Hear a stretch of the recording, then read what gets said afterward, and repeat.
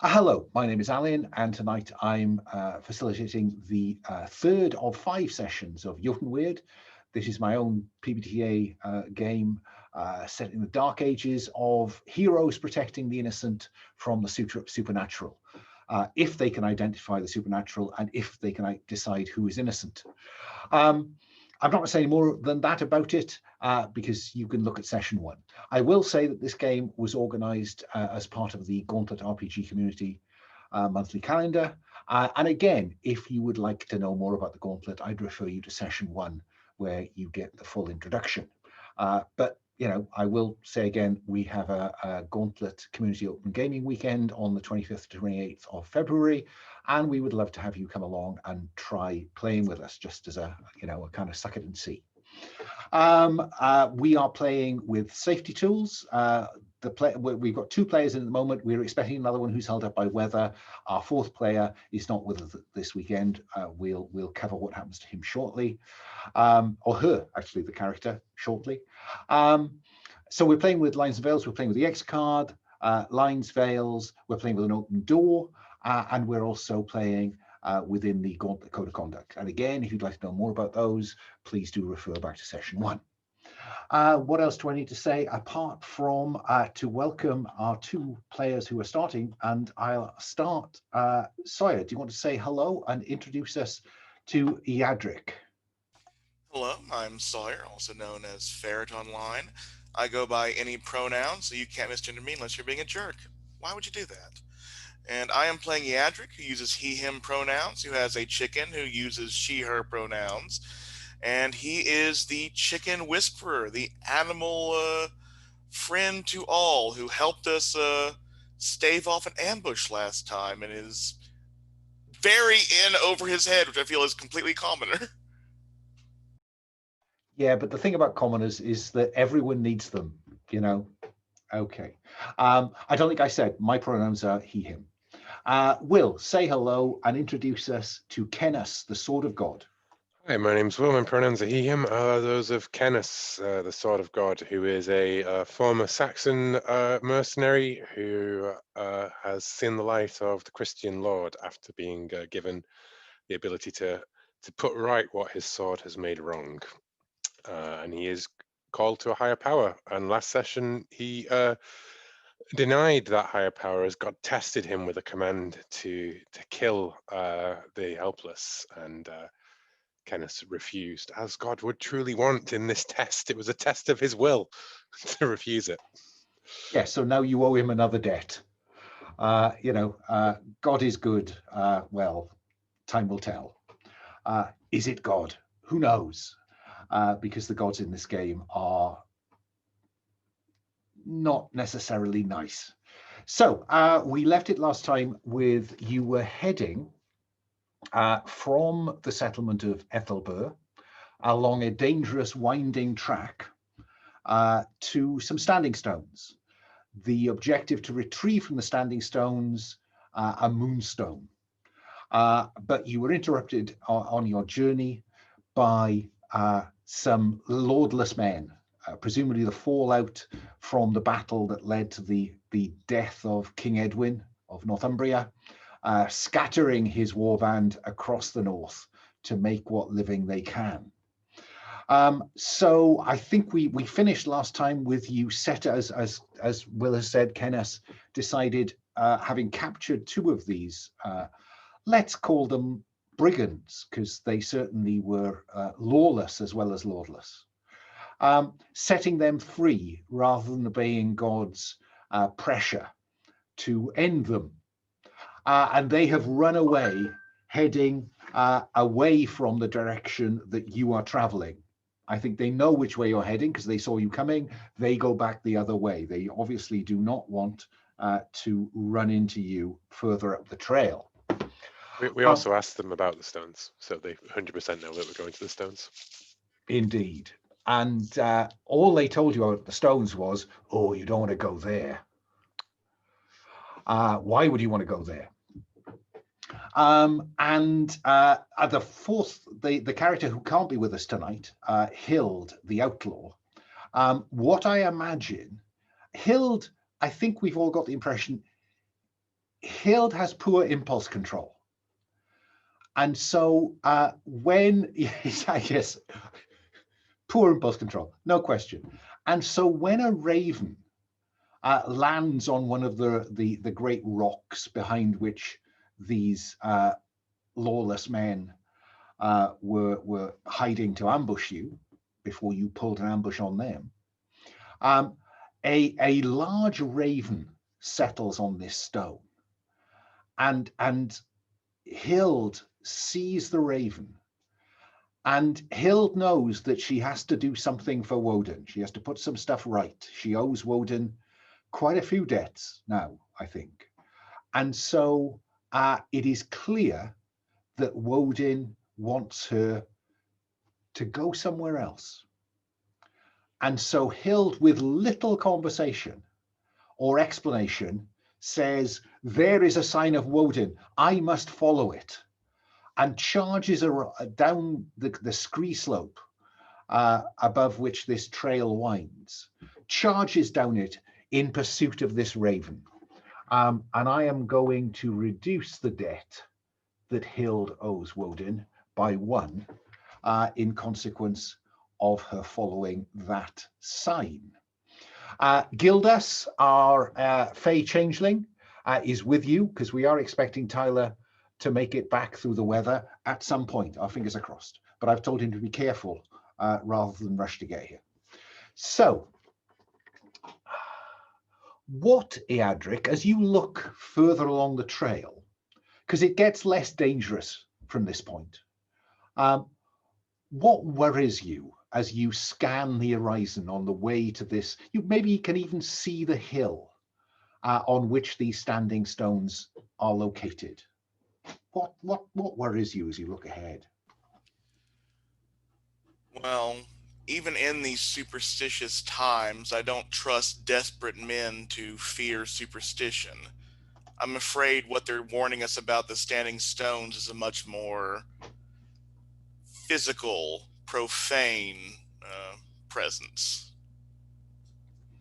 Well, I wonder if that might be true. Cennus, I'm curious whether you are going to seek any kind of reconciliation with God by kicking off your starting move. Oh yes, I forgot this has been changed, hasn't it? Yeah, so now at the start of every session, tell us something you did for God in the past that you considered dishonorable. I like that, yeah. Pray for the victim's forgiveness and roll plus steal. So what we know that you've killed a murderer, or spared a murderer. Yeah, I mean, I think the thing was at the end of the last session, you said kill the pagan, right? Rather than kill the bandits. Kill the bandits, I would have gone for. Kill the pagan felt like religious war, right? And I was like, not good enough. Kill the threat to life would have been a fine thing to ask. But anyways, I think something I did for God in the past that I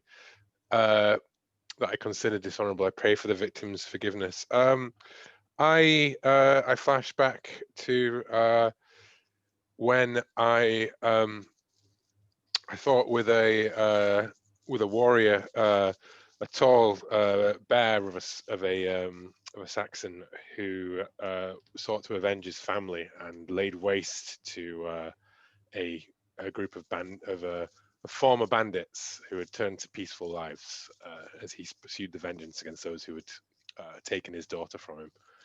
And I think back on the innocents that died, the people who tried to turn the other cheek that day and fell. But how is that dishonorable as it applies to you? Oh, because I was with him and I didn't stop him. See. You know, God told me that he served a greater purpose and I could not get in his way.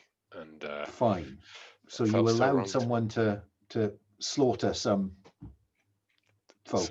Yeah, exactly. Yeah, I didn't stop them when I could do. There is a space on the character keeper for you to record these revealed little snippets of your previous backstory. So use it as you will. It carries no mechanical weight, but it just gives you a chance to tell us something about yourself. Yeah. So you do that and you roll plus steal. Yes, sorry, I just need to bring up the roll with me room. Here it is. And That is an 8.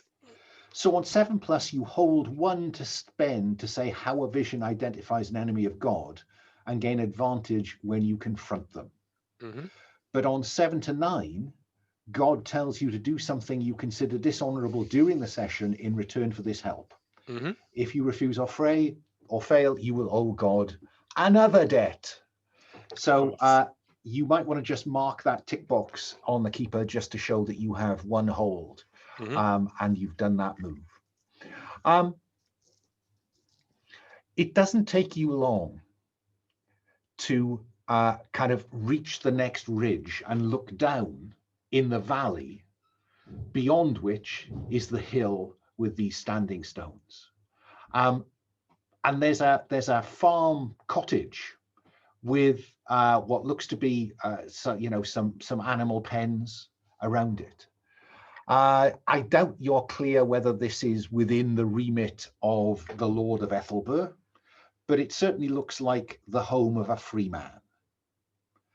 Eadric, what do you do? Ooh, I think, let me check the basic moves real quick, because this sounds like it might be right up my alley. So I think I want to look about me. If it's one thing I can hopefully tell is when a farm's off. That would seem logical, wouldn't it? So do look about you, roll with sense. Ooh, no, I do not. That is a 5. It is suspiciously quiet.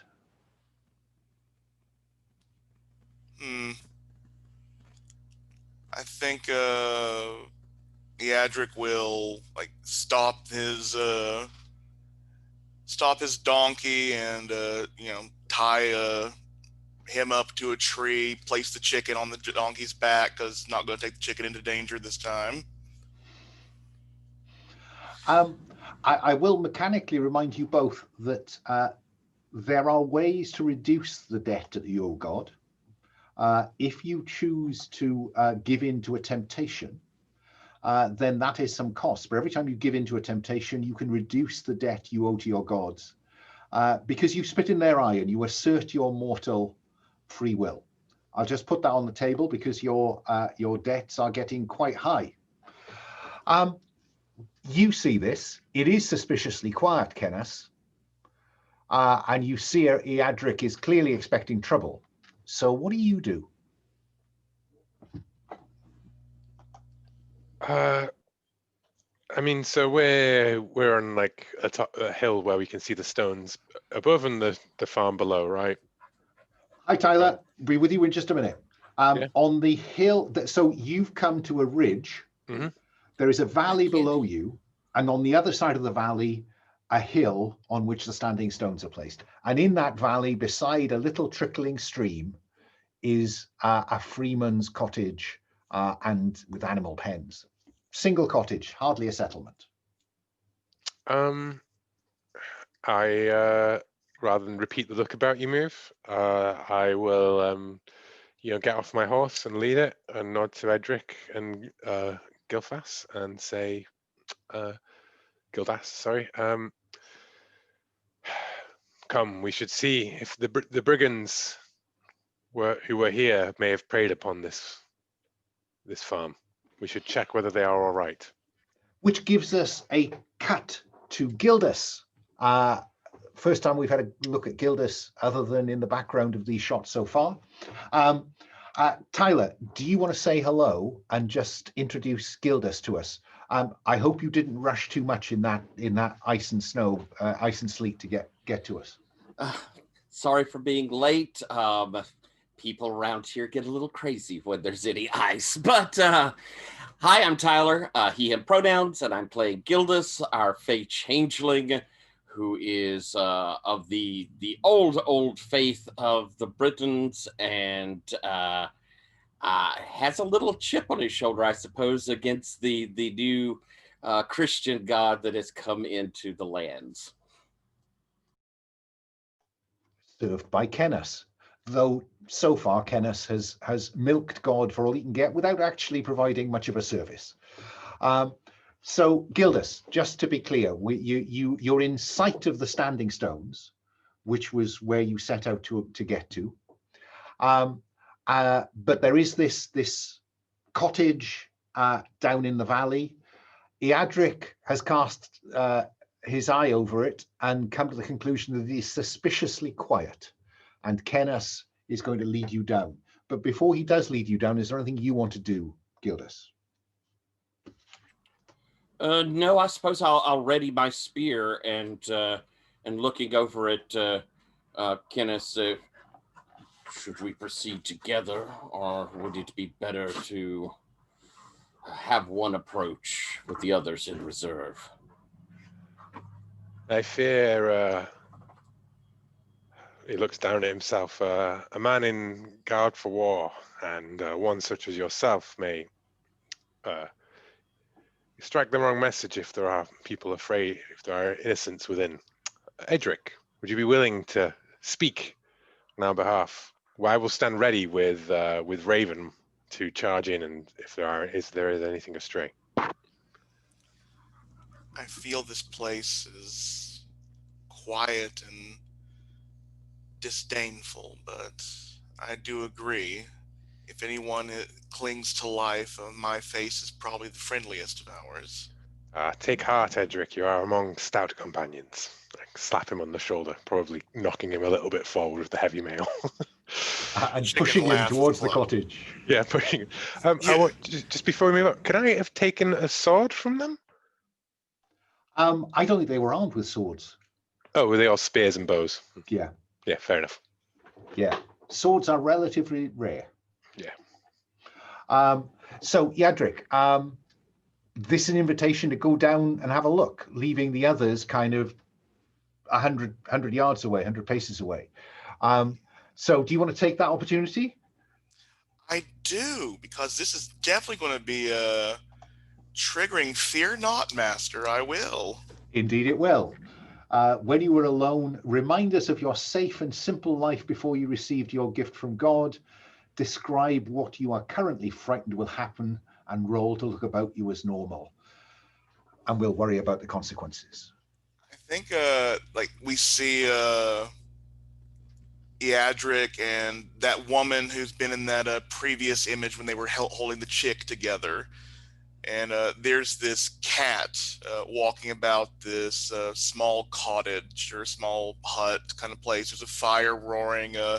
Some kind of stew is boiling, and the cat is either staring nearby for the stew or the fire, maybe both.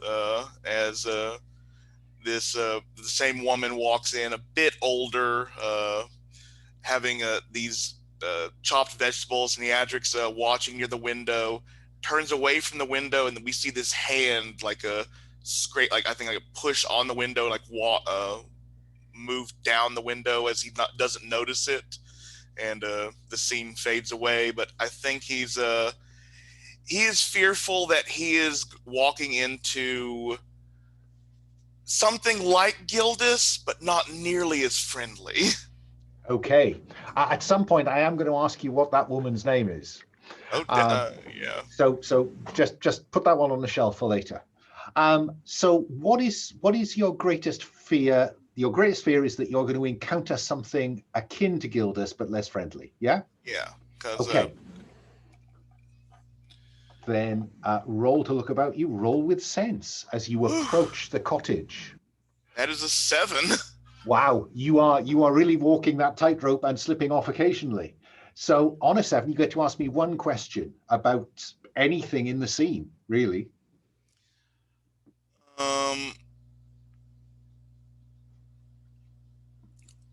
Yeah. Whatever happened here, could it have left survivors? It hasn't left any animals. You will notice a number of dead domestic animals.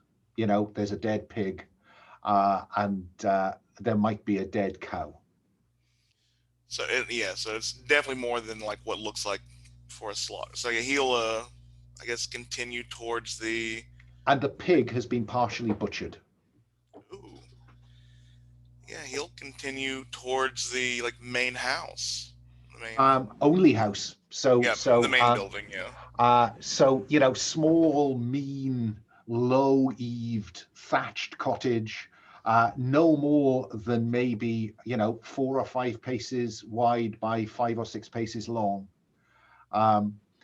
and there is a distinct smell in the air of rotting something, and it's not just the cow with its swollen belly or the half butchered pig. Oh, definitely. I think I'm going to give into a temptation. Which temptation do you want to give into? Fear. Okay, well, having asserted your mortal free will and slipped into a temptation, you'll select that from the drop down, and you can reduce the debt that you owe the Saxon gods by 1. Certainly Okay. will. You are nervous and easily frightened, -2 to assault a foe with violence, but +1 to look about you. I think from up on the slightly higher ground, looking down at this, I think that Gildas and Cennus will see Eadric pause. But Eadric, do you pause to call them down, or do you proceed to the cottage? I think with fear, I feel this is a bit too good right now. The temptation to just push the door open and let the light hit whatever's inside. You push the door open, and inside you find the light falls on a woman. She is lying on the ground, mutilated. Eadric will alert them by screaming, falling on his ass, and backpedaling as fast as he can away from the cabin. I'm guessing that Cennus throws himself on the back of Raven and gallops forth. Was already on the back of Raven, just waiting, and then just. Gildas, do you just tear down the hill towards them? Yes, yeah. I'll put a good little pace. Obviously, I can't keep up with the horse without some crazy pushing, but yeah, I'll trot down and be kind of scanning to make sure there's not something here waiting for us in a trap. Oh, so do you want to look about you?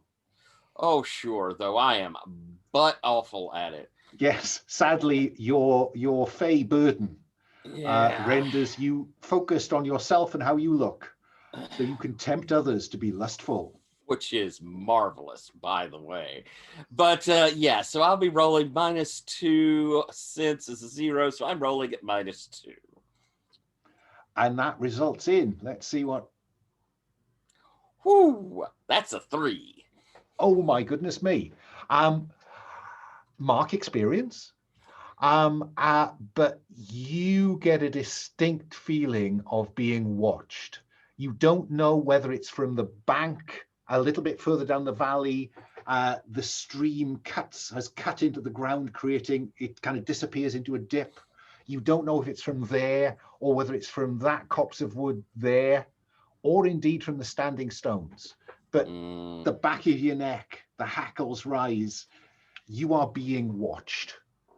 Then I'm going to kind of slow my pace and be mostly like backing, kind of keeping an eye out to see if anything rushes towards us. Cennus, you will arrive on horseback just as Eadric, I guess, is kind of stumbling back and getting back to onto his feet. Yeah, what do you do? I think, with the horse, as I gallop past, I grab Eadric and spin him round behind the horse and wheel it, and then leap off with the spear, confronting the door.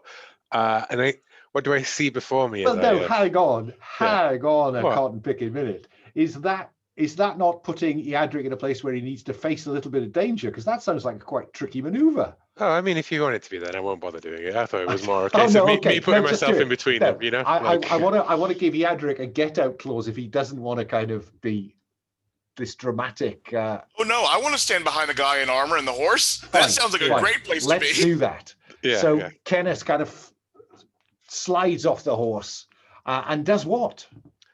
He like leaps into the door to defend Eadric from whatever's made him scream and stagger back. And there you will see the mutilated woman. I think that the sight of this infuriates me.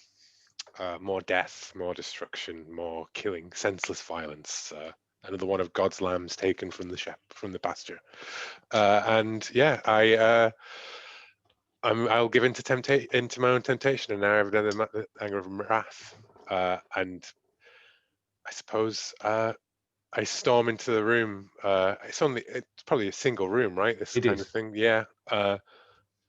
And I'm almost loath to do look about me because we're all doing so badly on the look about you rolls. But I think that's all I can really do in such a situation, right? Is stomp in, and I think that I'm just knocking down anything in my way, looking around the room because I'm angry, right? So yeah, and you'll have -2 to look about you. Yeah, and I already have a. Oh, but I get to look about me with steel now, so that's just negated. It's a flat roll, which is good because it's an 8. Fine. So you asked me a question. Is there anything here? That's a good one. Yes. There is nothing threatening here. The woman has had her throat cut and has been mutilated. We won't go into that. We're not going to get into the detail of that.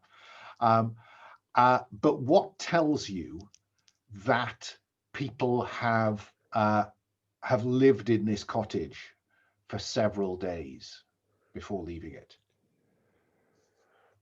Before or after the murder?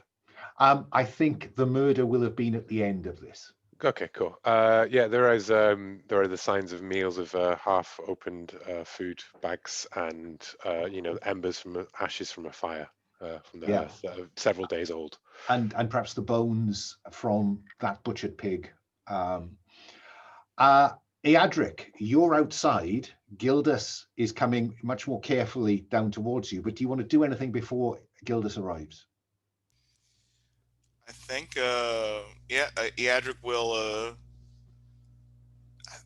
walk up to Cennus and be sort of fearful about it. But I mean, he has spoken to power before. You let them go. Look what they've done, and you let them go.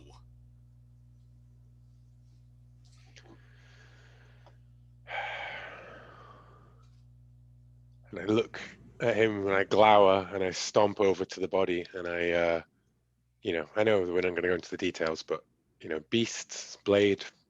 I had a throat cut. This was people. Eadric, do tick that box for end of session experience for speak truth to power. We don't know it's true, but you took the risk of saying it. Cennus, what's your reaction? As Eadric, do you just do you say it, or is it kind of he's too afraid to shake the armor, but it's just. And I think he's at the door. And he's kind of clutching his stomach, just looking out the side of his head. Literally just spitting vitriol out the side of his mouth as he can't bear himself to look at the corpse. And I've already looked about me in this room. I've seen it. I think that I just I glower and I come. I'm walking up towards the Eadric, and it's just purposeful and you can see me coming closer, and I don't do anything to Eadric. I just push right through him, it's as though he's not even there.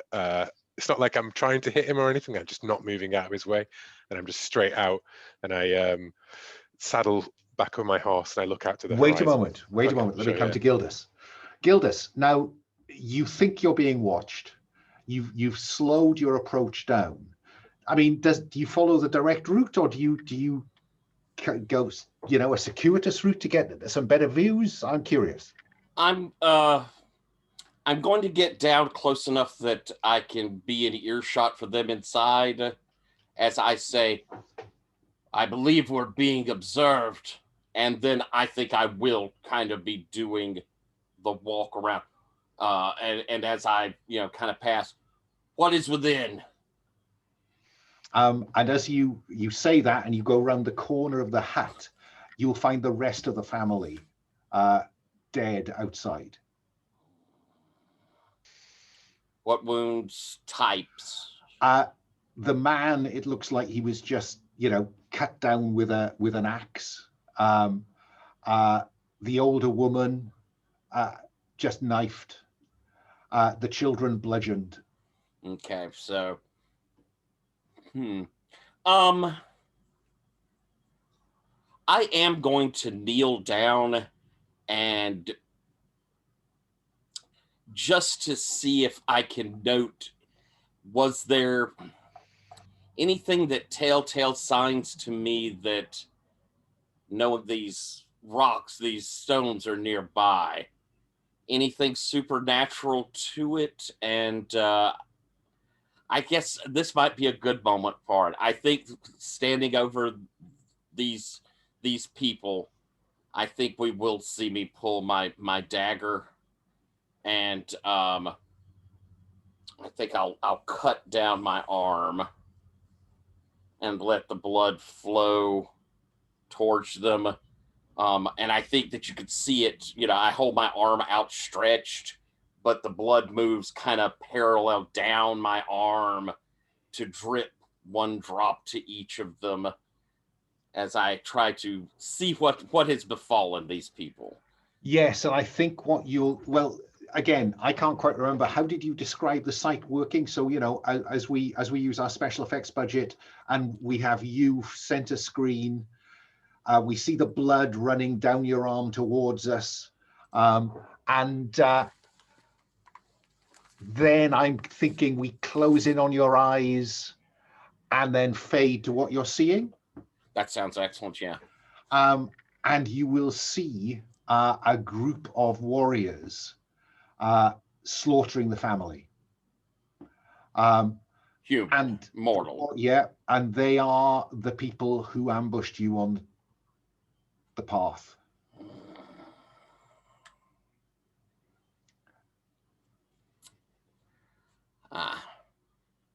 Well, I'll stand back up and kind of rub where my cut is just to start a clotting. They are dead back here.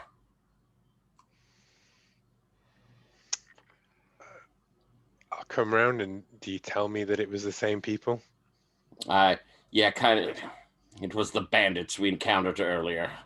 I sense this is their work. I bow my head, and I'm gonna just turn my horse back the way we came, and I have other work to do today. I nod to you. I think I snarl. I just bite to you in a voice that's heavy and just say, finish the work at the stones. Bury them if you can, or I will return. And wheel off and ride away to, I know what I want to do, basically. That's what I'm not, you know what I mean? I have no care whether anyone's coming with me or anything. This is my last penance. Before you ride away, Cennus, I think God's going to call in a debt. Mm-hmm. Erase a debt of honor when your debt is called in by its holder and you agree to one of the following. And one of the following is do something else specific that the GM agrees is appropriate to the fiction, rolling with advantage when you do so. Mm-hmm. And how do you hear God? Or his angels? I don't think I see or hear anything directly, right? I don't think that's how the Christian God manifests to most people. I think it's a feeling that, it's a thought that you can't keep out of your head, even though you feel completely differently, right? And you know it, even if it's not coming from you. And what I think comes to you is a clear sense that God gave you a chance and you missed it.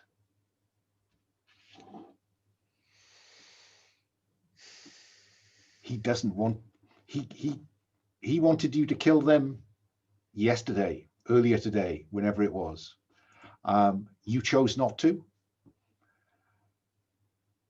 You'll have to live with that guilt, is God's view at this point.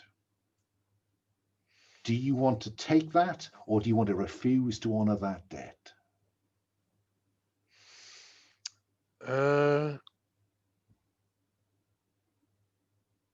Which would just increase the debt by 1. Oh, is that it? I don't have to roll. No, just straightforward. You can try to talk your way out of a mortal debt, but with the gods, I'm very bad at playing a character that has an actual god, because every time it tells me what to do, I'm like, sod off. Can I add something in here then, as I see you kind of hesitate just a moment? Cennus, we have a task here. Stay with us and help, and I will come with you, and we will make them pay for what they have done. And I'll spend one of my debts on you. Ooh. Ooh, okay. Well, I think I have to accept that debt.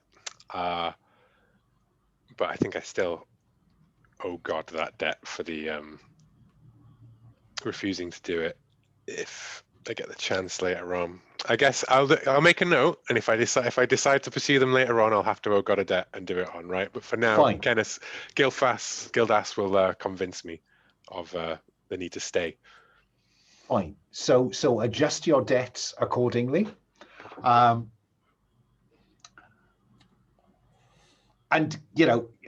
clearly Cennus is wound up. The wrath temptation is, he's short-tempered, he's prone, I mean, it could have looked on screen like Cennus was going to get off that horse and just deck you.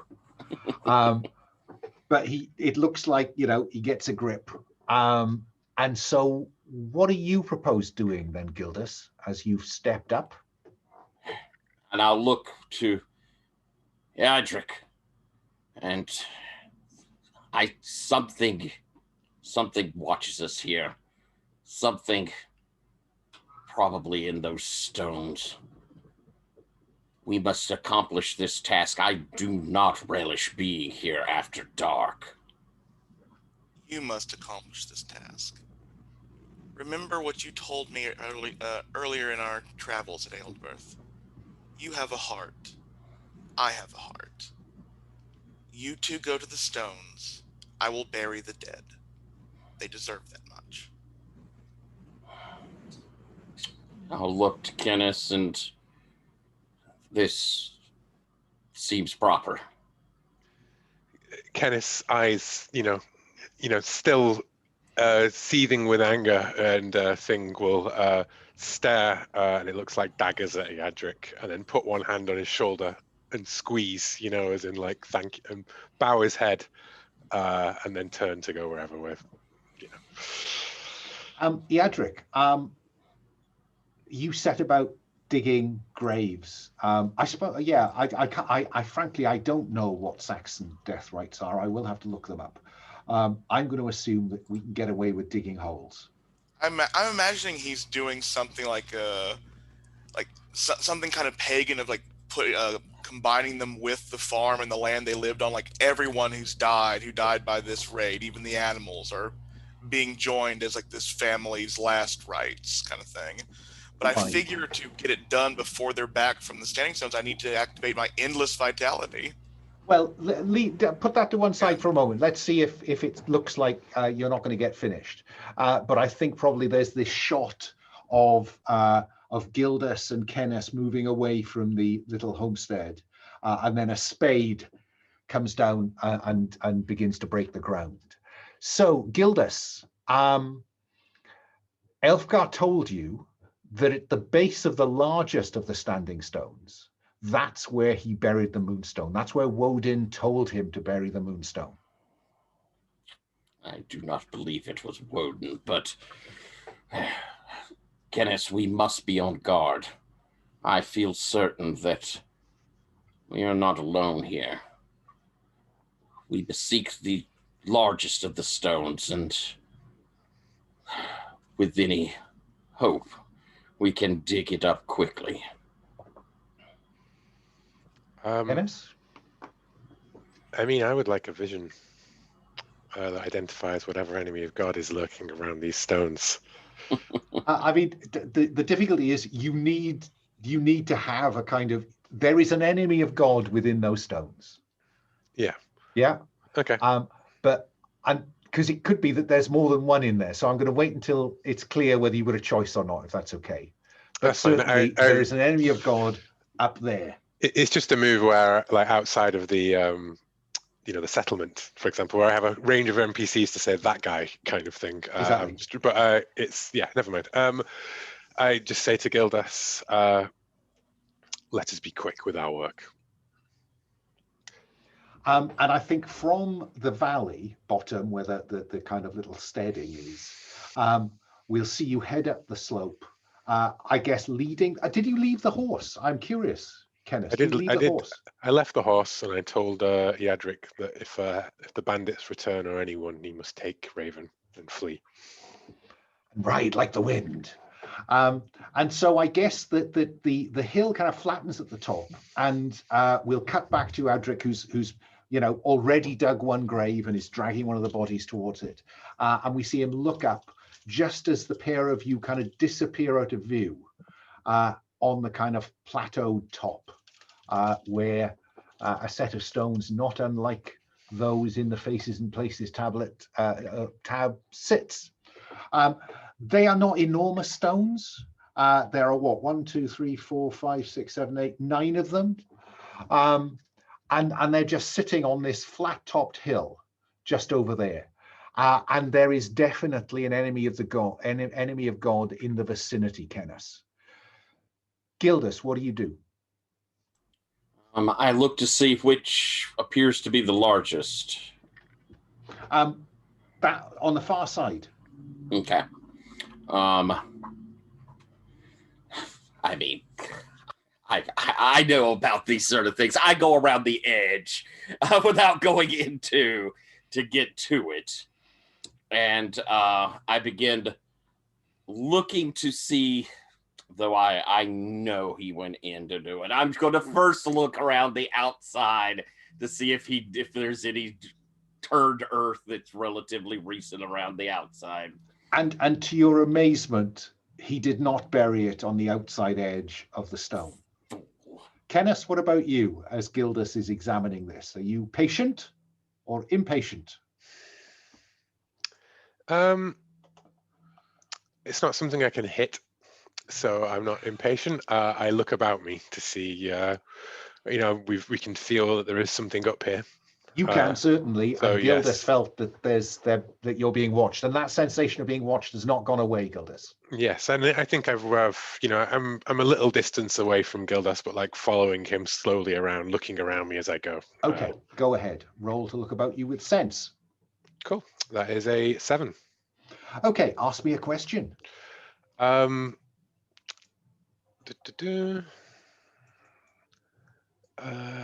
Location or situation, someone or something in the scene. What might have happened? What might happen here next? You are certain that something is going to happen if either of you steps within that circle. That's it. You just know that's going to happen. That you're going to have to step into the circle, and something's going to happen. Then, knowing that, and as Gildas, I imagine, looks down at the ground and runs his fingers across it, and perhaps mutters, he buried it on the inside. Cennus will just scowl and stride right past Gildas. And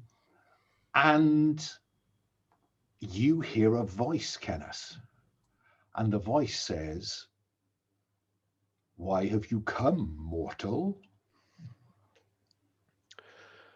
For the stone. The stone was a gift. The stone was stolen. Gildas, you hear Cennus's voice, but you don't. He seems to be responding to someone or something, but you're only hearing his part of the conversation. What do you do?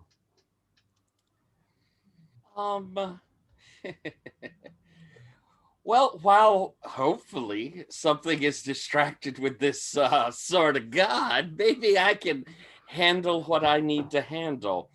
So I've squatted down, looking at the ground behind that largest stone. I think I'm going to invoke my glamour and turn into a badger and go around the stone and start digging. Okay, once per session, you remind us of the cruelty you inflicted on behalf of your Fae Lord. Channel their power to take on the appearance or voice of someone or something you've seen or heard until the end of the scene. So what's the tell us a cruel thing you've done for, what's his name? Gankana. Yeah, is a temptation fae, is a lustful fae. I believe that what I did is, my master has a habit of dalliances with mortals. I know him as a lord, but he changes his form. They change their form. And they had become enamored of a blacksmith at one point. The wisdom of blacksmiths are well known, and had become pregnant by this blacksmith. And when it was time for my lord to return home, could not bring the child. The iron around inside of the blacksmith shop had kept my lord from retrieving the child. And so he had sent me. It required convincing the town that the child was possessed, and they snatched it from its father to leave it out in the cold. But it did not have to stay in the cold. I took it home. But that blacksmith cries to this day for that lost child. Oh, excellent. And with that flashback, can you just tell me what form does Gankana take? Just out of curiosity. Right this moment, or is it just? No, I'm just how do they usually appear what's their Fae form, I guess? Very androgynous, very pale, wraithy, and kind of constantly cloaked in shadow, but the shadow moves so that you constantly see tantalizing bits of the form beneath, and whether it's beautiful female, muscular male, it is always desirable. Lovely. Cennus, what do you do when, after that voice asks you what you've brought, a shadowed figure materializes on the other side of the circle from you? You will see that happen as well, my badgery friend. I turn and raise my spear and my shield, and I demand to know who, and I say, I just repeat, the stone was stolen from a murdered woman. I am returning it. I think you have been misled, says the voice. And the voice is odd. It kind of shifts from deeply male to temptingly female. It was not hers. I simply sent. She was guarding it, I suppose you could say. But she was being misled. It was always mine. It was stolen from me first. Gildas, Gankana is materializing. Do I hear the voice? You do hear the voice now. You're inside the ring. Uh-huh. And it is the voice and the form are one and the same. It is They are one and the same. There is no question. No, you know, Fae, it would be not only disrespectful, but incredibly difficult for one Fae to pretend to be another Fae. Right. I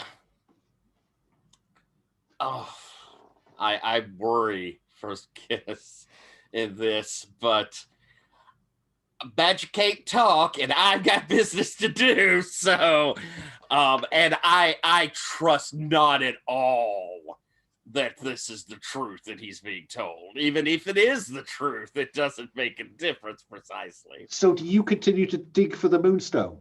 Oh, yeah. Yeah, I gotta hurry. And Gankana will say, "Oh, Gildas, stop digging, my dear." And they will call in a debt to stop you digging, Gildas. I'll stop. Reduce the debt you owe Gankana by 1. Cennus, the badger has stopped digging and is looking past you at this Fae. What are you going to do? I stride towards Gankana and I say, the woman's spirit will not rest till she has the stone. And as you get within a pace or two, he disappears. And you hear a voice behind you that says, "The Moonstone is now mine. Gifted to me by a priest of Woden, no less."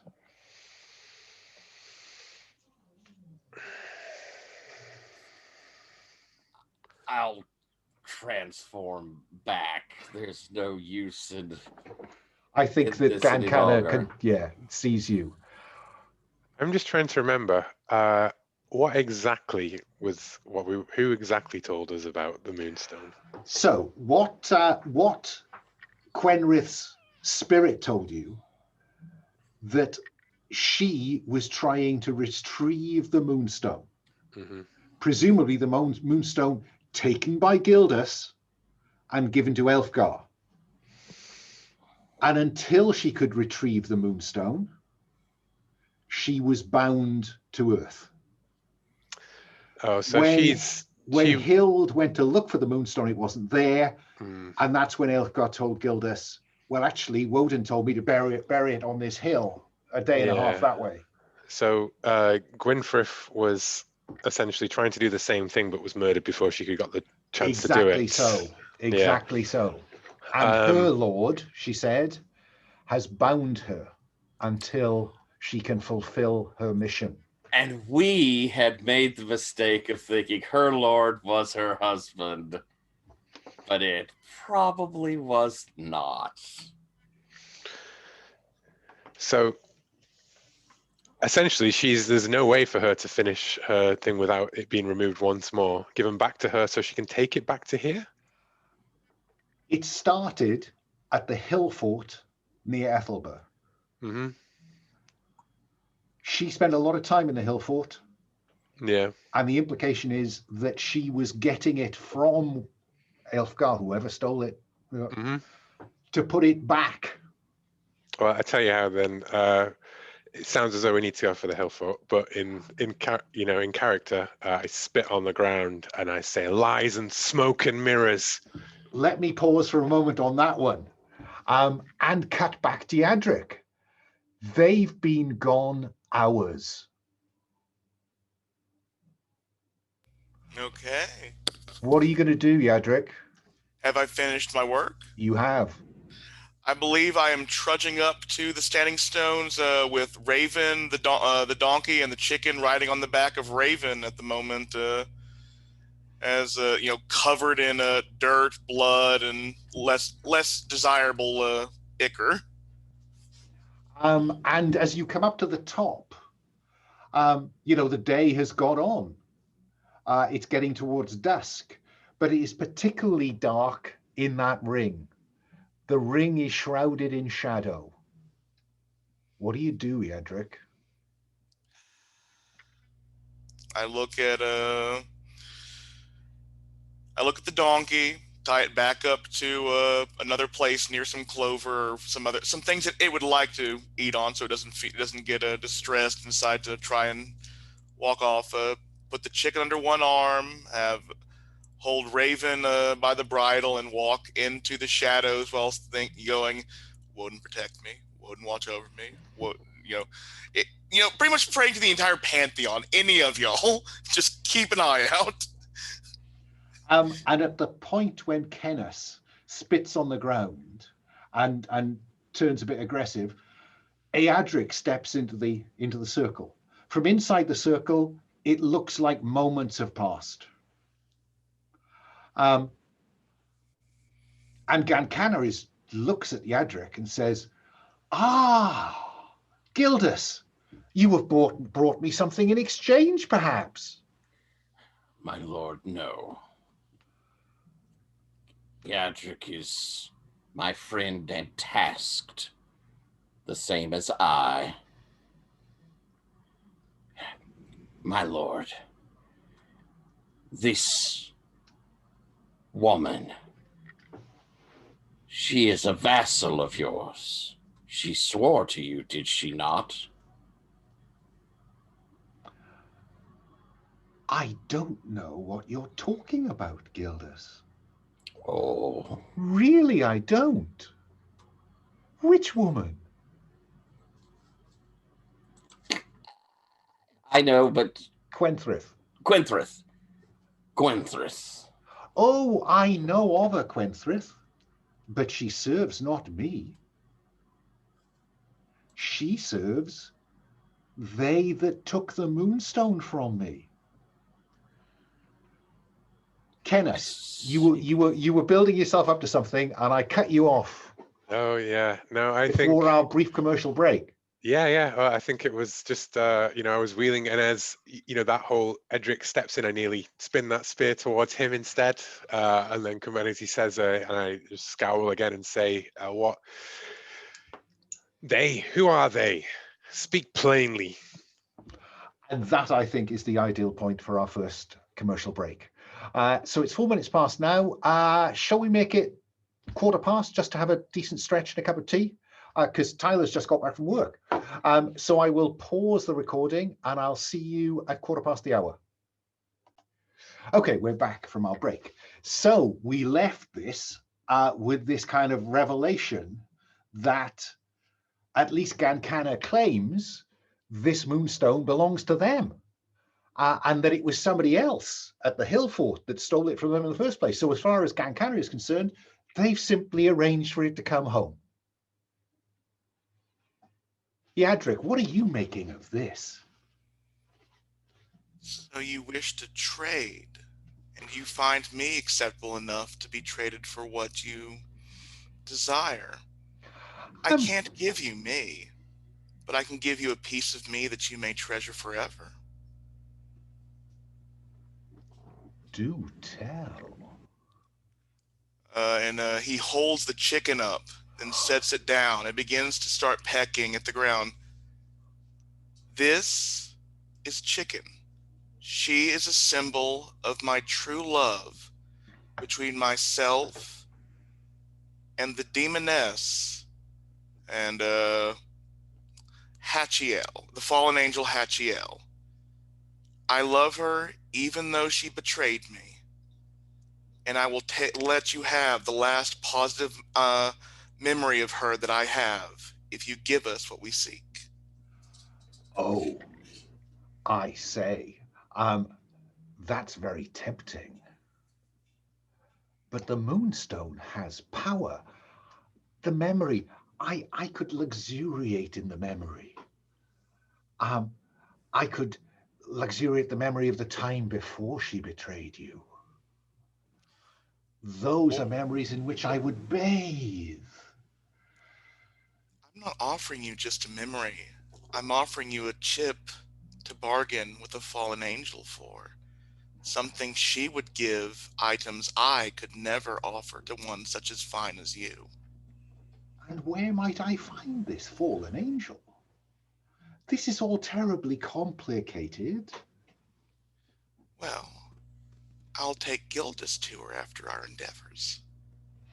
I still know where she Now you see, that's where this all gets complicated, because after these endeavors is a long time, isn't it? Now, were you to bring me something of significant value before, then that, dear mortal, would become a lovely alternative. What say you?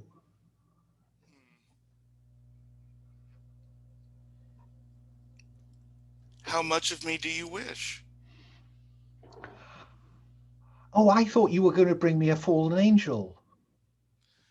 Well, it would be a very far trek to just bring her to you right now.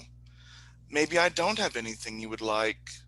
Maybe this is going to be bad for all of us, I guess. And he starts picking. I think he starts like looking down in fear again.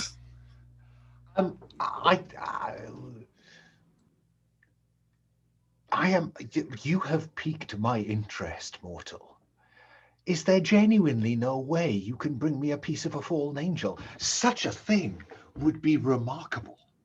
Oh, a piece.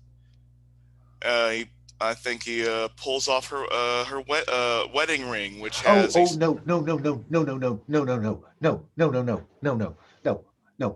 a piece. No, he Head, pulls out the wedding ring, and head, inside is a string hand, a heart. full piece, not a feather or a string of hair. Damn. Oh, if they don't miss it, it has so little value.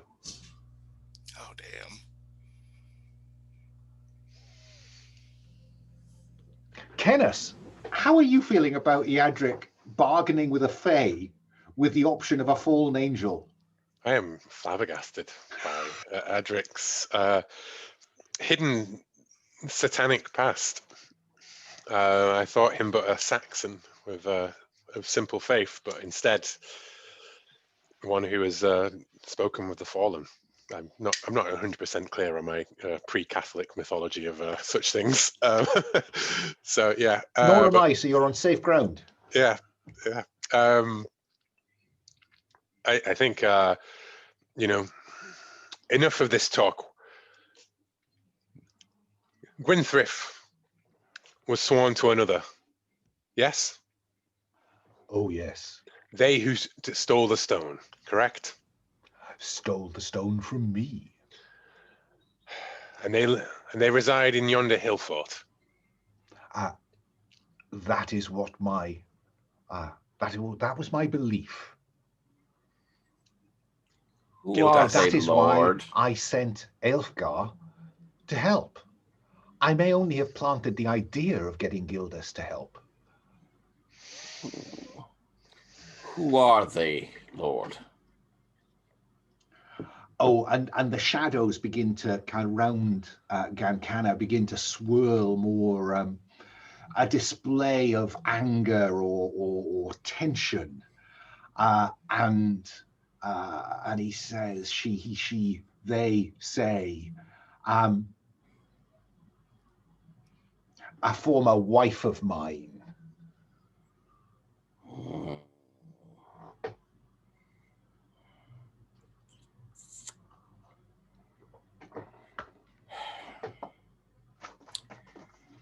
Lord, is there nothing we could bring of this former wife that you would value more than the moonstone? Oh, if we're back to talking about heads and hands and hearts, then I'm very interested, because Linfast, the would-be queen, needs to be put back in her place.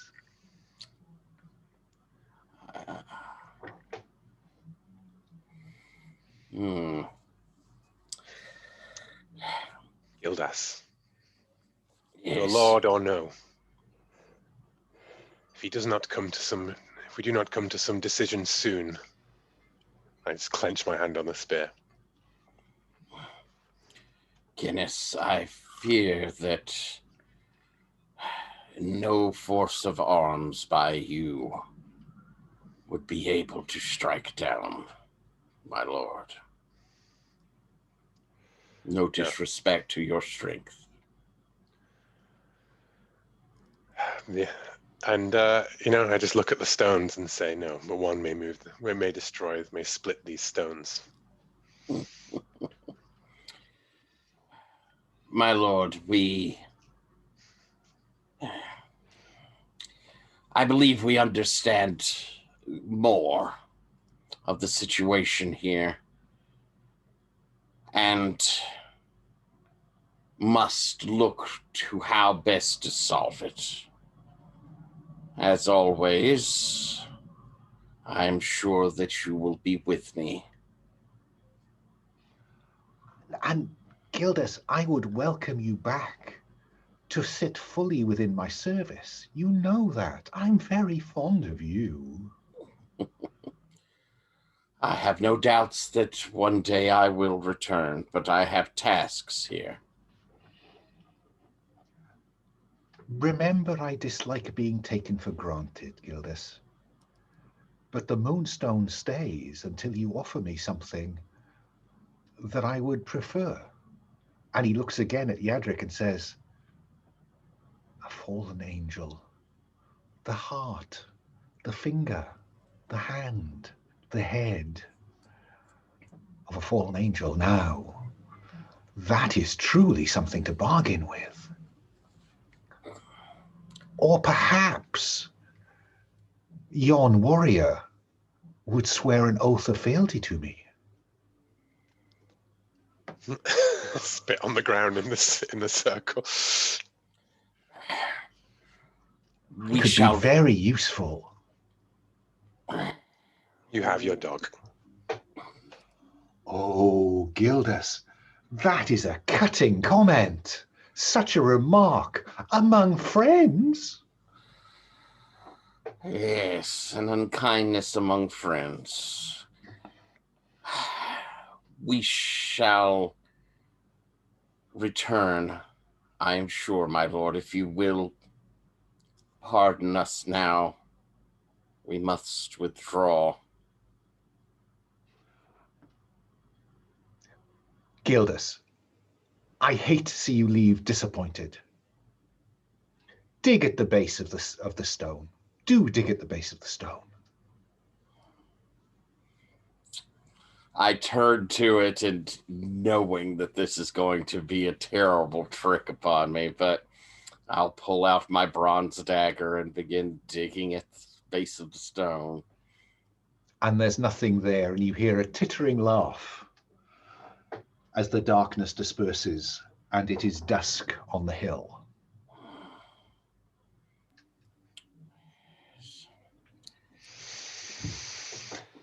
Two of these Fae toy with the spirit of a woman.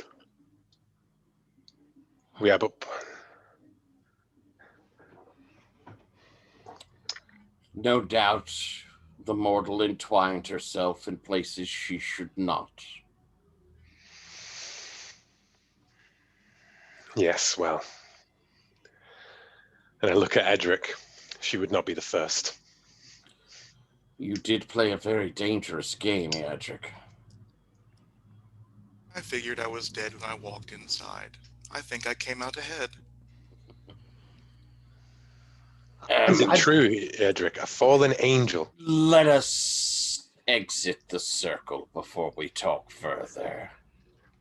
Yeah. Because it's well known that Fae can hear anything talked about in their places of power. So, I mean, Eadric, I think the audience wants to know more. Yeah. I think like we got like it's Eadric is like talk. We see Eadric getting on the donkey, Cennus getting on the horse. We're like going to go by the farmstead, but he begins talking about that night we saw, like flashbacking at the farmhouse, that arm like screeching down the panel, and then it he starts talking about that night. It cuts back to like where it cut off. The door opens up. We see some hideous, malformed, like Saxon pagan creature like come in the doorway. Eadric getting scared, picking up like some kind of meat cleaver and charging at it, getting thrown against the wall, and then like seeing his wife like look over at him, look over at this thing, and then just walk towards it as her humanity sheds from her. And, my goodness. Now, I think this is around a campfire, probably outside the little steading, because it is getting to night. You're not going to travel that dangerous path, winding path through the night. And I think this is an opportunity, if you wanted to look for it, to make use of seek solace in friendship. This is the way in which you can get rid of a temptation. So you can give in to a temptation to get rid of a debt, and you can get rid of a temptation by seeking solace in friendship.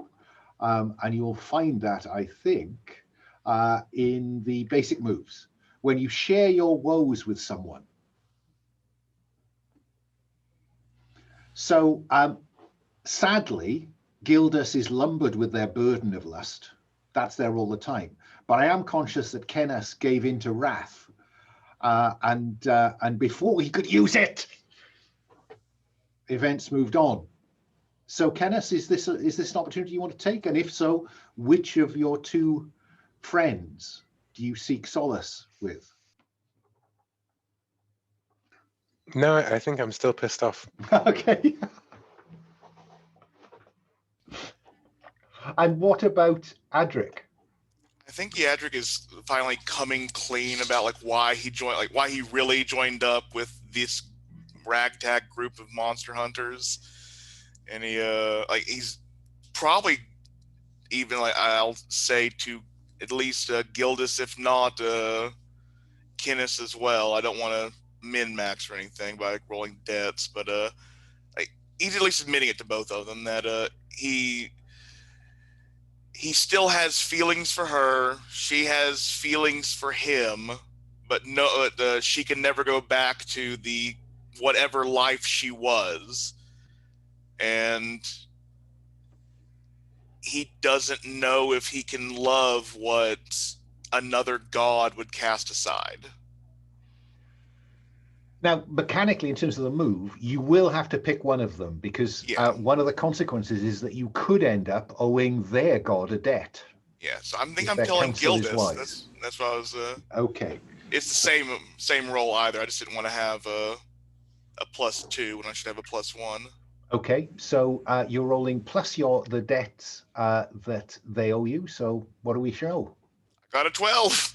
Okay, on 7+, clear the temptation. Job done. That's you unburden yourself to Gildas. Gildas, what's your reaction that means that Eadric's heart seems lighter?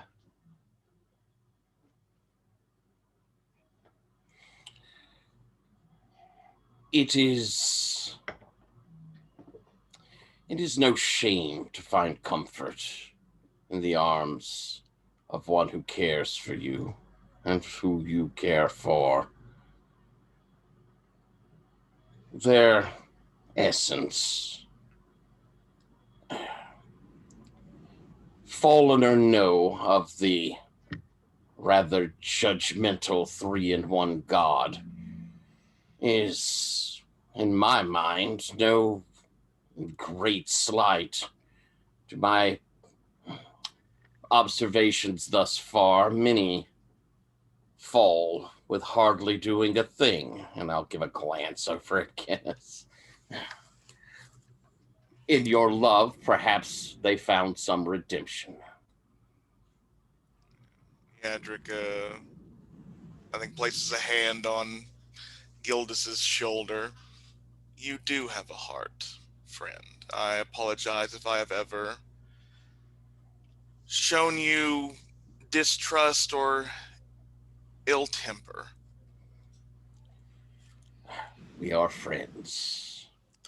When one has been touched by the supernatural, one gets used to the touch, comes to expect it, and sometimes fear it. That is wise, my friend. Yeah, and I don't know how Gildas will feel about like a lingering touch, but he's letting it. I think Eadric is unburdened and not drunk, but happy. Cool. But the sense I get is Gildas is never against a touch. So let's cut to the following morning. Cennus, how does the audience know that you're still pissed off? Well, I think that the first shot you see of Cennus is staring down at the graves that were buried, and then looking over to the horizon. Okay. So it seems that if you want that moonstone, you're going to have to offer Cennus something. Yeah. Unless you can leave it with him and approach the problem from the other end.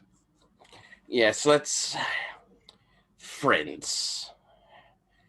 Eadric, I think... Is it fair to say that it is unlikely we are going to butcher up your former love? I can dig up the cow if you're that hungry.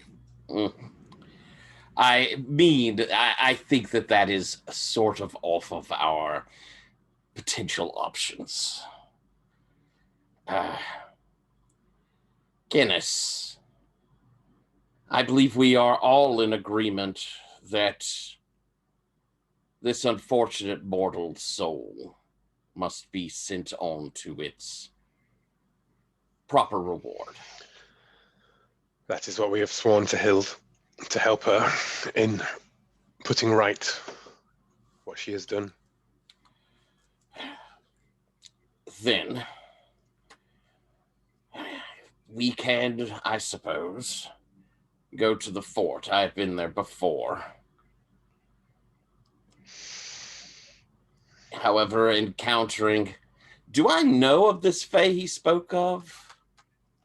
I think if you'd known of that Fae, you may have heard of Linfass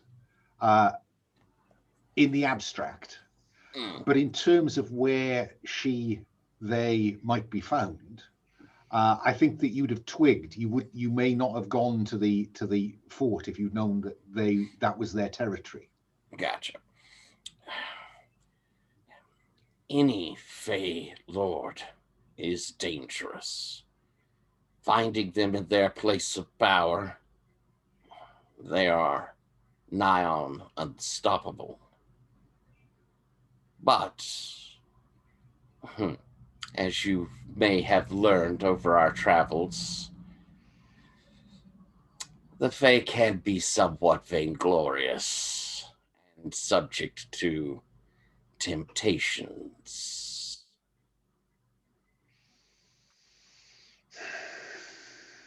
Perhaps we can trick her. Perhaps we can lure her from her place. But this moonstone does not reside in the mortal realm anymore. My lord has taken it, and we cannot find it here. Then all roads lead to the fort, and we must make of it what we can. But we could also, if we must fight the Fae to set this right, then it is no bother of mine. Is no real bother of mine. It is part of our nature to squabble.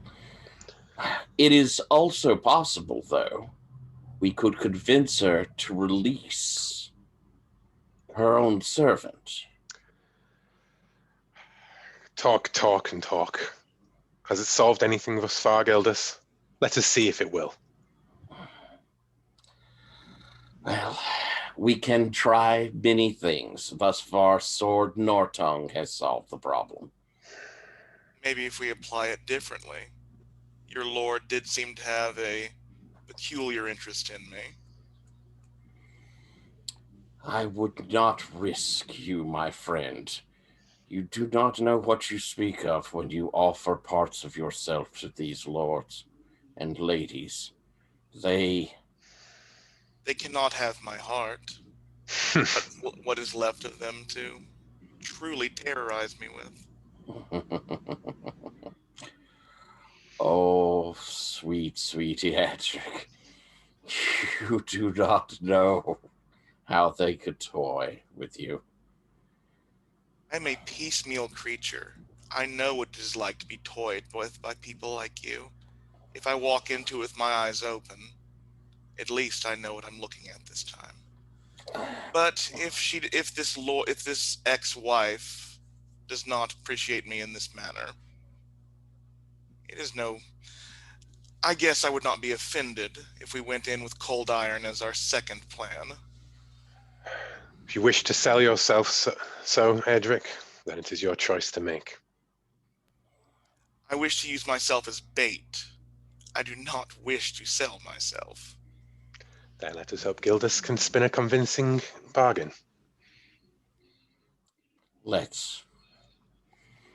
Just point of clarification, in this setting, Fae are harmed by bronze. Yeah, bronze. Yeah, if we're, I was wondering about a chance opportunity to try and get hold of bronze. I'm not sure where that might present itself. You set out to find it. I'll see what I can do. Well, I have a horse. I'd like to ride. I don't know if we need to all go back to the settlement, but I suppose I could go back to the settlement and meet you at the hill fort, right? Because I can be fast and go and meet you. I don't know if that's I mean, I don't want to force everyone back to the settlement if they don't want to go back to the settlement. Well, I believe we need to eat.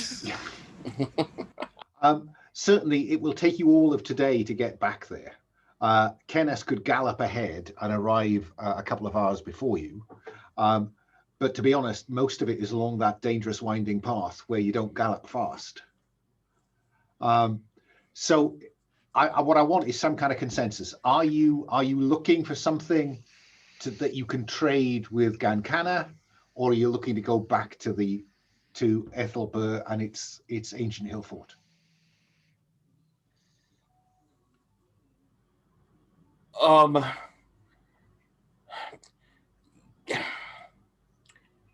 Yeah, I don't see that we have anything to trade outside of going to the hill fort. Really. I mean, yeah, do you have any thought on that? Yeah, I'm fine using myself for bait, but I think we need to go back to the fort, the town, to get bronze for Cennus and try and lure her away from the hill. Cennus, unless you are a dissenting voice. Not for my own plan, no. As dusk falls, you can see the hill fort.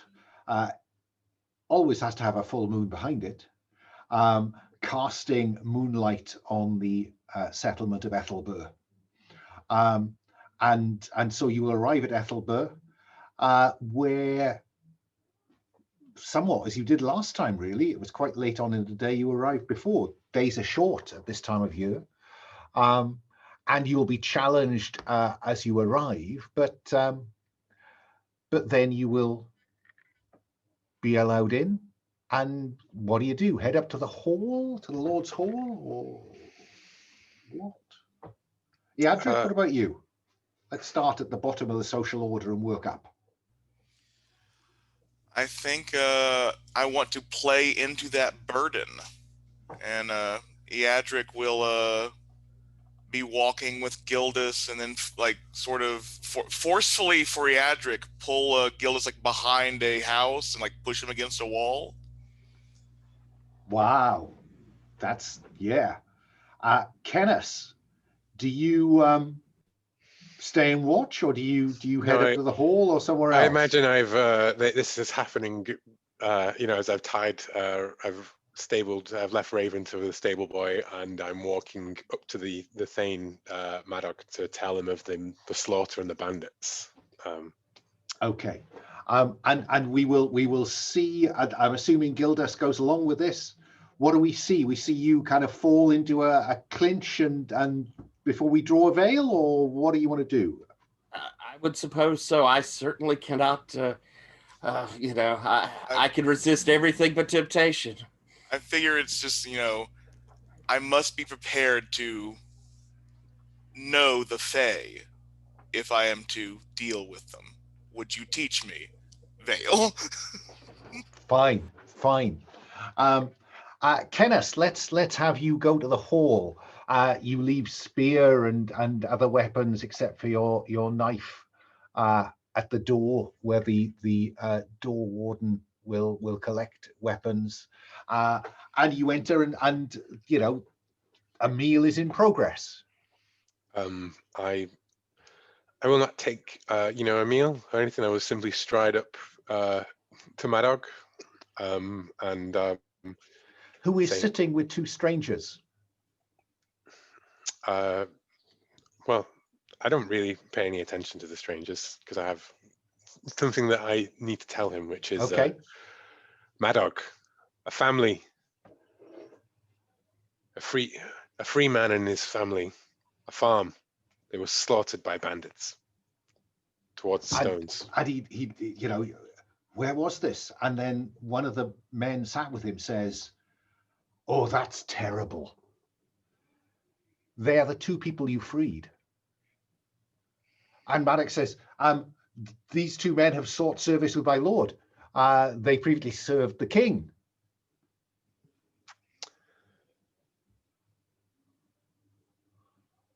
They are the bandits, Maddox. And one of them says, "What? This is answer. This is." I grab him by the throat. With the intention of doing what? And I snarl and I look at Madog and I say, "What is the Lord's law here?"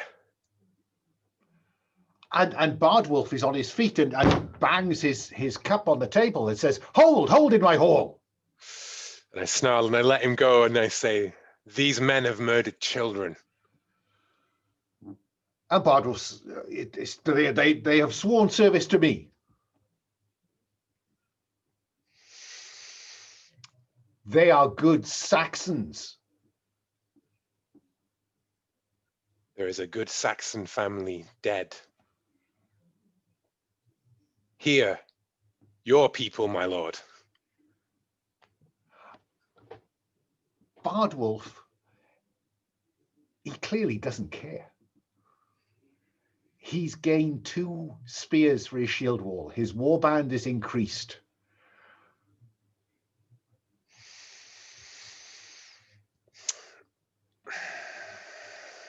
There is no Saxon right of just murdering why take someone, the word of a Christian when a good follower of Woden says the truth?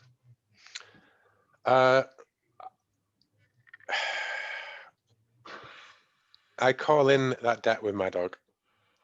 And Madog looks at you and he says, "My lord, Cennus does not lie.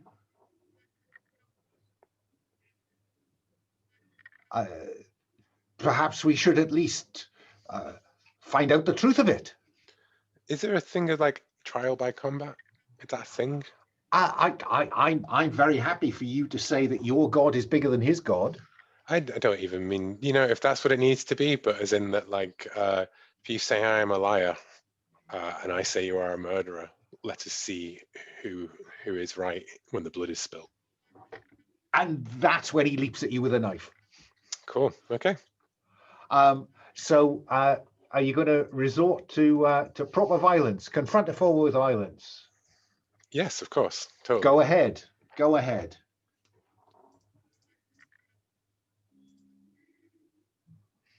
That is 8, 9, 8, 10, 11.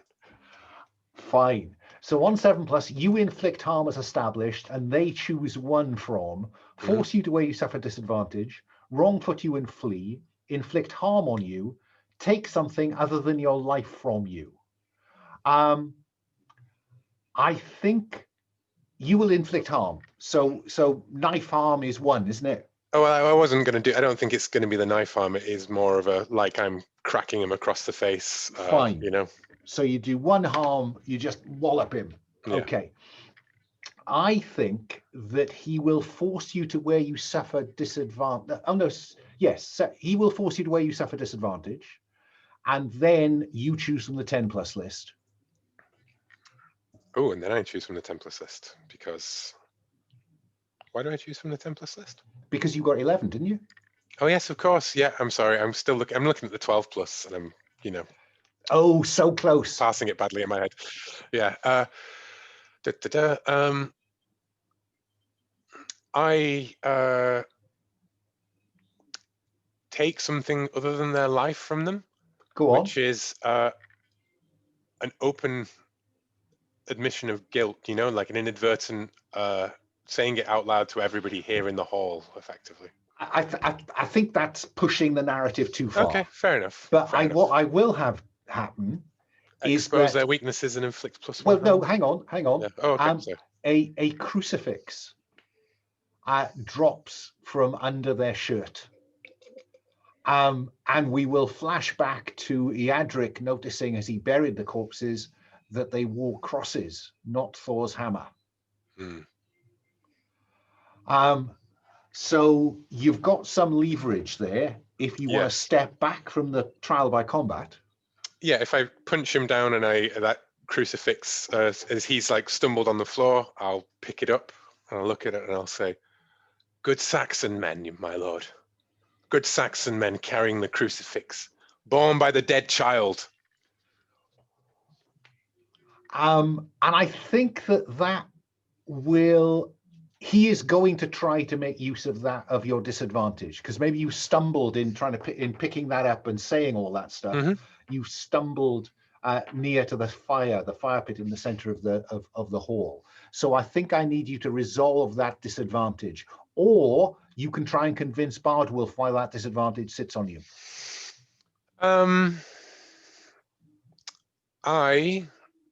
He can try and do that to me. I will then, follow up with the trying to convince Bardwulf. Okay. Yeah.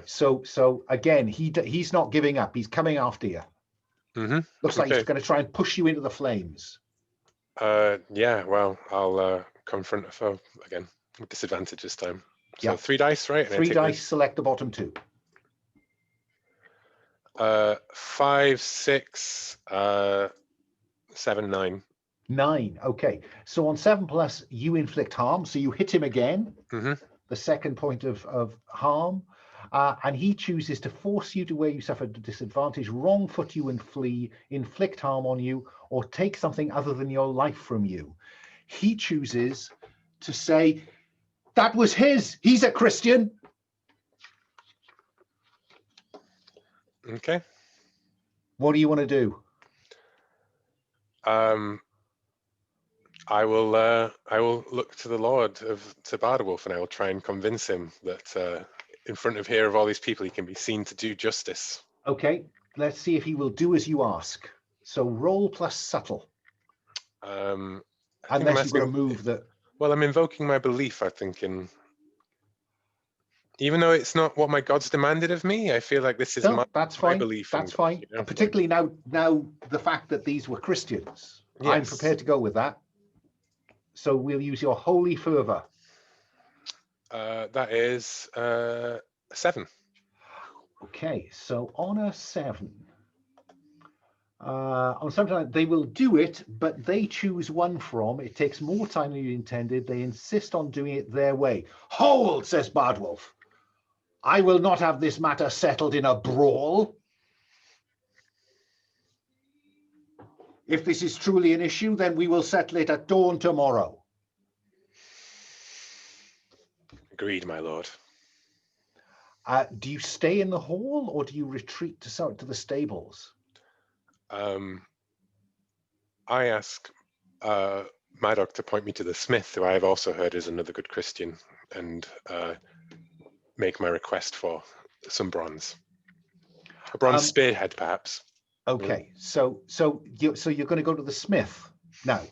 Yeah, I know it's late, but he's probably still up, and I will say that, just so we have it in the morning rather than having to wait for the whole. Yeah. So I think probably we will cut to Gildas and Eadric straightening their kirtles as they come from behind this barn to see Cennus. Cennus, how do they know things have not gone entirely to plan? Or maybe they have gone to God's plan. There is blood on my hands, and I'm clutching. I think actually, I gave that crucifix to Madog to remind him of what this was. But yeah, I'm got blood on my hands, and I'm, completely oblivious to as I stride across. Maddox still owes you a debt, doesn't he? Because he owed you 2. Yes, he still owes me 1. Yeah. Gildas? I look at Eadric and, oh dear, what have we missed? A common occurrence, it feels like, sadly. Cennus.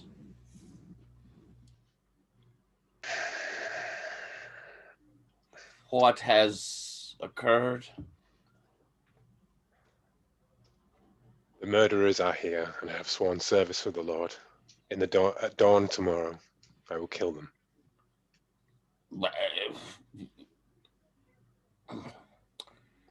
Perhaps you could elaborate a bit more. If you're planning to kill the Lord's men, why are you waiting until morning? It is the Lord's wish to resolve this at dawn, but one way or another I will see these men face justice. How does he intend for this to occur? Are you to fight them? However I must, Gildas, however I must. Now, I must be about our business. If I fall tomorrow, you must take my spear and raven and see the job done. Very well. And I grumble under my breath along the lines of, stupid Christians. And kind of, I'll look at Eadric and kind of give a look like there's nothing I can do about him. Do with it. I kind of toss my hands up as I'm going to head towards the hall. So the smith, whose name I have to say escapes me, but I know what he looks like. A big, bald bloke called Mangus, and he will open his door, slightly suspiciously, but he recognizes you, and he says, "What can I do for you, sir?" My good man, we need a working of bronze for the morrow. Well, what do you want bronze for? The Fae. Go his eyebrows. God's work must be done. And you have bronze? Where would I find it? Well, my lord gifted his new lady with some bronze, some decorative pieces that he had bought from a tinker who passed by. But it's such a useless metal. Wood is much better for vessels, and iron better for blades. I'd like to think that we had our discussion just in front of the blacksmith's door, so that you're both here for that. And I think this is very much a definite, kind of looking to the two of you. And I think that's whenever we're going to get bronze in this settlement is definitely more of a job for you two than me. I've got other things to do. I mean, well, I'm inclined to say, let's take another short break there. Yeah, is 5 minutes long enough? Sure. Okay, I'll see you just after the hour. Okay, we're back, and we've just established off camera that Gildas has some bronze, and it's not like vampires and holy water. There's no sense in which Gildas is burning. It's just perhaps it's to protect him from his lord's vengeance. So that was the conversation that that Eadric and Gildas picked up outside the smiths. Because, why would he keep such a worthless metal, really? He could probably do a collection round the village and come up with a couple of arrowheads, but they'd want significant payment for it. So, Eadric, you and Gildas were intending to go to the hall. Is that still on the cards? Well, I know there's going to be a duel or some kind of fight in the morning. I think I do have some kind of plan for this to use trickery and the people I know. I want to find the chaste loon. The chaste. Where do you want to find the chaste loon? Where do we first see our chaste loon? I think probably decrying some women who are after the desirable person in town, the hunter. Yeah. Okay, so we know we have an alewife, Eadburh, and let's suggest that before retiring in the moonlight, Ulfric, the desirable hunter, is sat on a stool outside Eadburh's barn, and there are a number of men and young women in the vicinity. Because whenever Ulfric wants to tell a hunter story, loads of people turn up. And there, on the edge of the crowd, outside the light, hunched over and listening carefully, is Adhelm, the chaste loon. We've got a picture of him. He does look a little bit kind of disheveled and just, Yeah, so I think I'm going. Eadric will go up to him and just shake his head. It is terrible what those. I remember Cennus did tell us the men are here, correct? That he's going to fight them in the morning. Yeah. It is terrible what those men who've come to the village have done.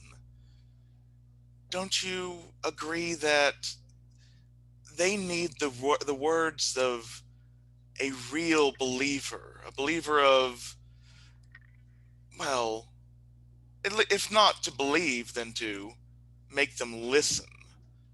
They were most unchaste. I buried the bodies. and he looks at you as if to say,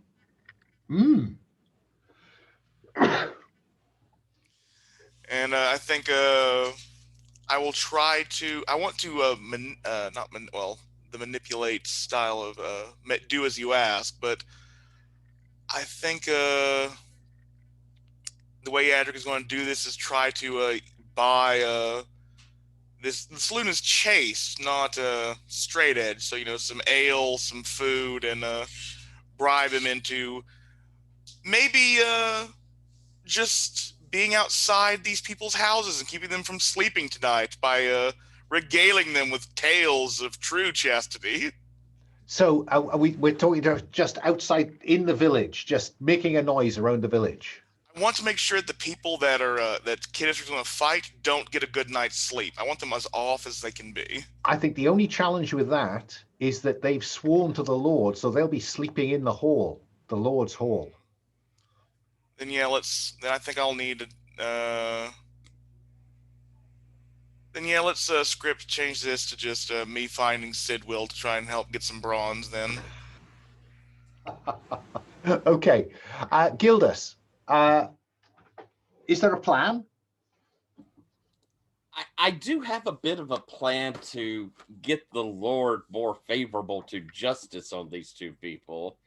I don't want to spoil Cennus' chance to fight, though. So hey,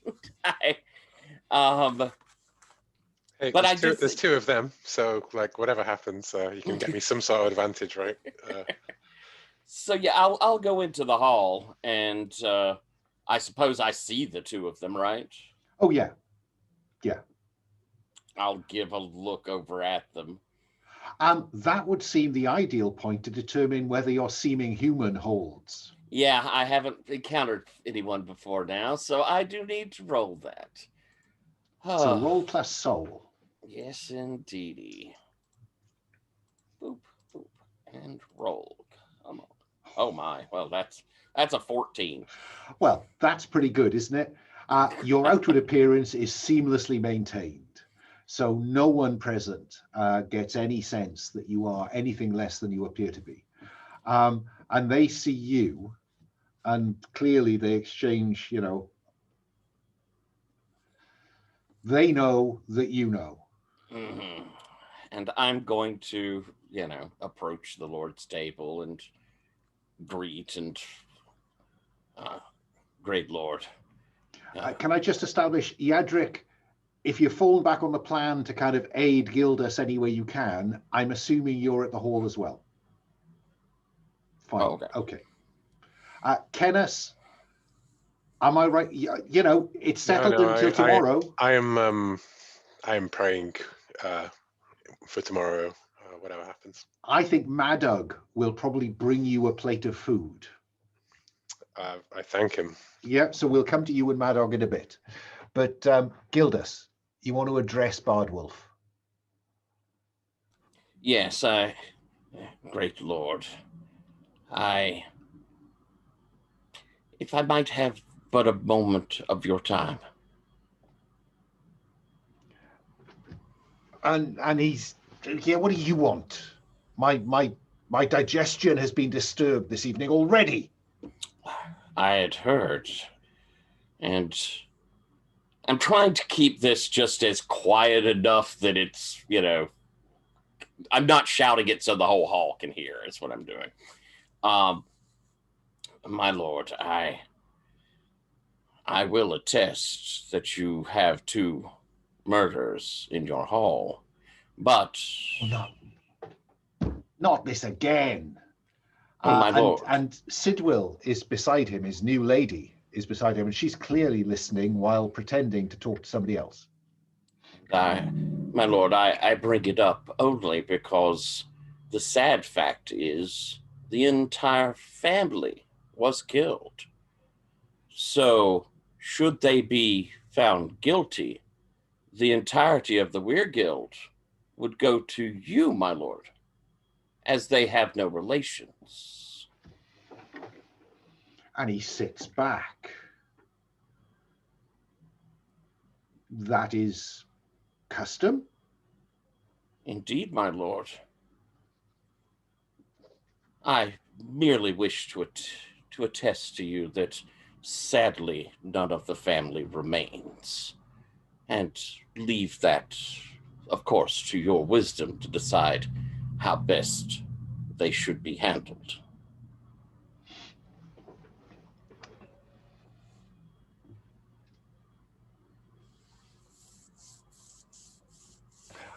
Are you trying to actually just seed this idea, or do you want to push him to actually go with it? I'm just trying to seed this idea so we can get our moment outside, because I know Cennus has a lot of pent-up frustration, and I'd really like for that to get worked out, and seeing mortals fight always entertains me. So, I'm all for that, but I would like this seated so that when it comes to it all happening, the Lord's probably going to be a little more favorable to Kenneth's side. Okay. Eadric, any particular plans for the hall, or do we cut to the following morning? I think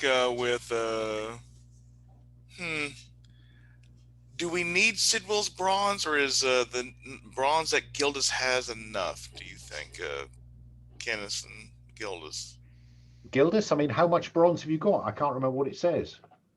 I mean, I use all I've written is that I use bronze implements. I imagine I have a dagger and my shield, or my spear tip. Yeah. Because I don't wear armor, so I don't have bronze armor. And honestly, was interested to hear if there was enough bronze to go around and get him something, but here as an out of character bit, I would give him my dagger nicely when we got there. If it came down to it, you could just trade spears for a scene. Yeah. Well, I'll keep my spear, but even I did so much damage on my horse with my spear. So I mean, the bottom line, Eadric, is that I guess that if you could provide more, that wouldn't be a bad thing. But you do have a spear to play with, so to speak. Well, I mean, we've already veiled that scene, so. Yeah, I think if we want to just sum it down to a roll, I may, since I mean, Bardwolf does not like me around Sidwell, I could be trying to face danger socially. You could, to with the aim of getting a word with Sidwell. Yeah. I think let's have Sidwell retire early. So the question is, can you face danger to get to her before she disappears behind that curtain over there, which is to her and the Lord's kind of portioned off part of the hall? Okay. What are you? How are you going to do that? Is this Well, we have talking to your check. way, or This is definitely talking, but I think this is going to be Chekhov's chicken again, as the chicken blocks her off, and I'm coming to collect it, of course. Okay. So let's have you face danger with subtle then. It's a 5. Well, do mark experience. Though, can I assert my reputation? Oh, you can always assert your reputation. I'm always keen on owing God a debt, or gods. Yeah, I mean, I'm a commoner. Of course I mean no ill. I know my place. And you're practically invisible in this room. Yeah. Yeah. So fine. You can turn that failure into a partial success, and I'm going to treat that as you have an opportunity. Oh, I'm sorry, I've lost my chicken, kind of thing, to find yourself surprisingly facing Sidwell as she heads to that curtained off portion. And she looks at you and says, "Now beware,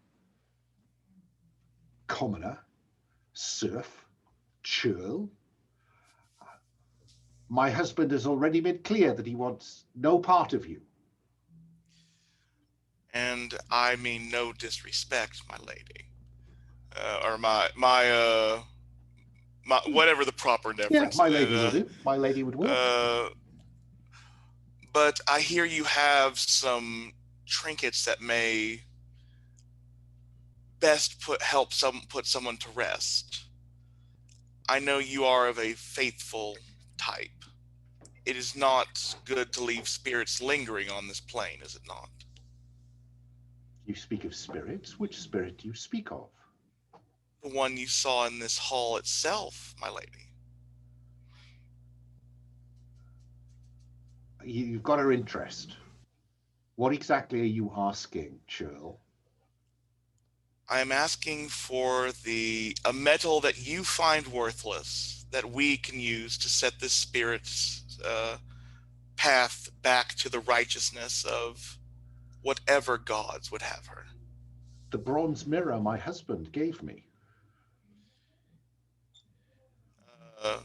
You may keep the mirror. We just need the bronze. No, sadly, it's a sheet of polished bronze. Yeah, but that's what he gave her. I think let's see what her reaction is. Roll to see if she will do as you ask. Okay.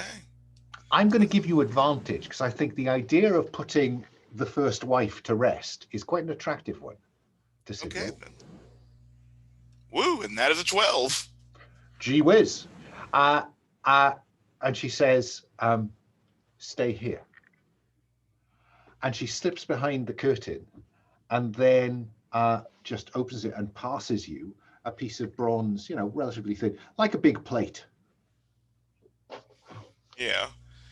And I mean, she said, they do say like they are in awe of you, know you a debt. So I think like to make her feel in awe, it's like I knew you were of high moral fiber, of high caliber. Thank you, lady. And she is indeed in your debt. So mark a debt that Sidwell owes you. I'm going to cut till to the following morning. It's quite late by the time there's full light, but nonetheless, outside, everyone in the village has gathered. And you see the two murderers, Ulfar and Sven, Ulf and Sven, in fact, let's make it short and sweet, having something of an argument, and it feels like it's an argument about who's going to go into the ring. Madog is with you, Cennus. He is your second in this, so to speak. Mm-hmm. Did you set up anything with him the night before when he came to bring you food? No, I'm simply willing to fight them. He believes you entirely. And if this goes badly, he will kill them. I nod to Madog and I say, this is my burden, but that would be seeing justice done. The only person who's obviously not there is Sidwell. Eadric and Gildas, I'm assuming you're in the ring. You're just part of the group, the villagers watching this display. Cennus, you're not allowed to charge him with a horse. No, I'm not. No. So I have my shield, I think, and I'm just wondering. I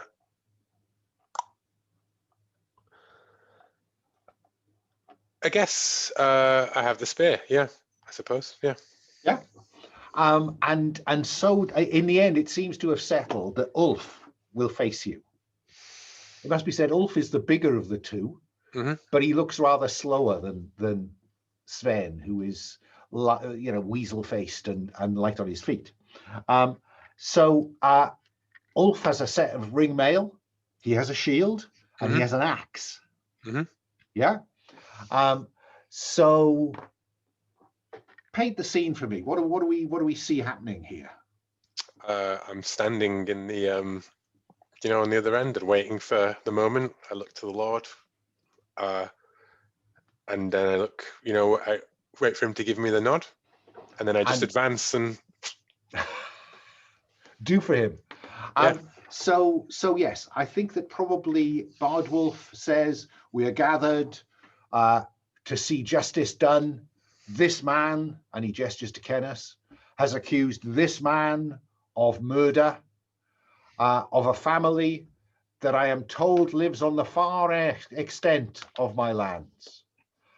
And I call now on Woden to judge these men and make it clear to us which is the teller of truth and which is the teller of lies.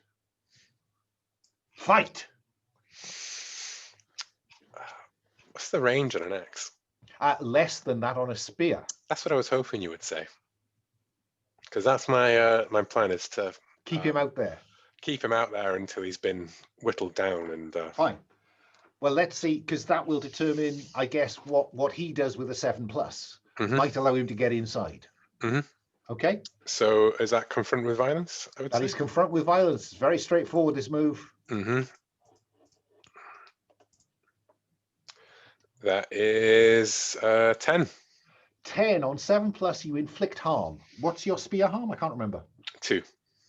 2. Okay. Ring and shield will take those 2. Okay. And then on a 7+, he will take something other than your life from you. He will take the advantage of distance. He will push aside your spear and step in. Yeah. But on a 10+, you also choose one from? I take something from them.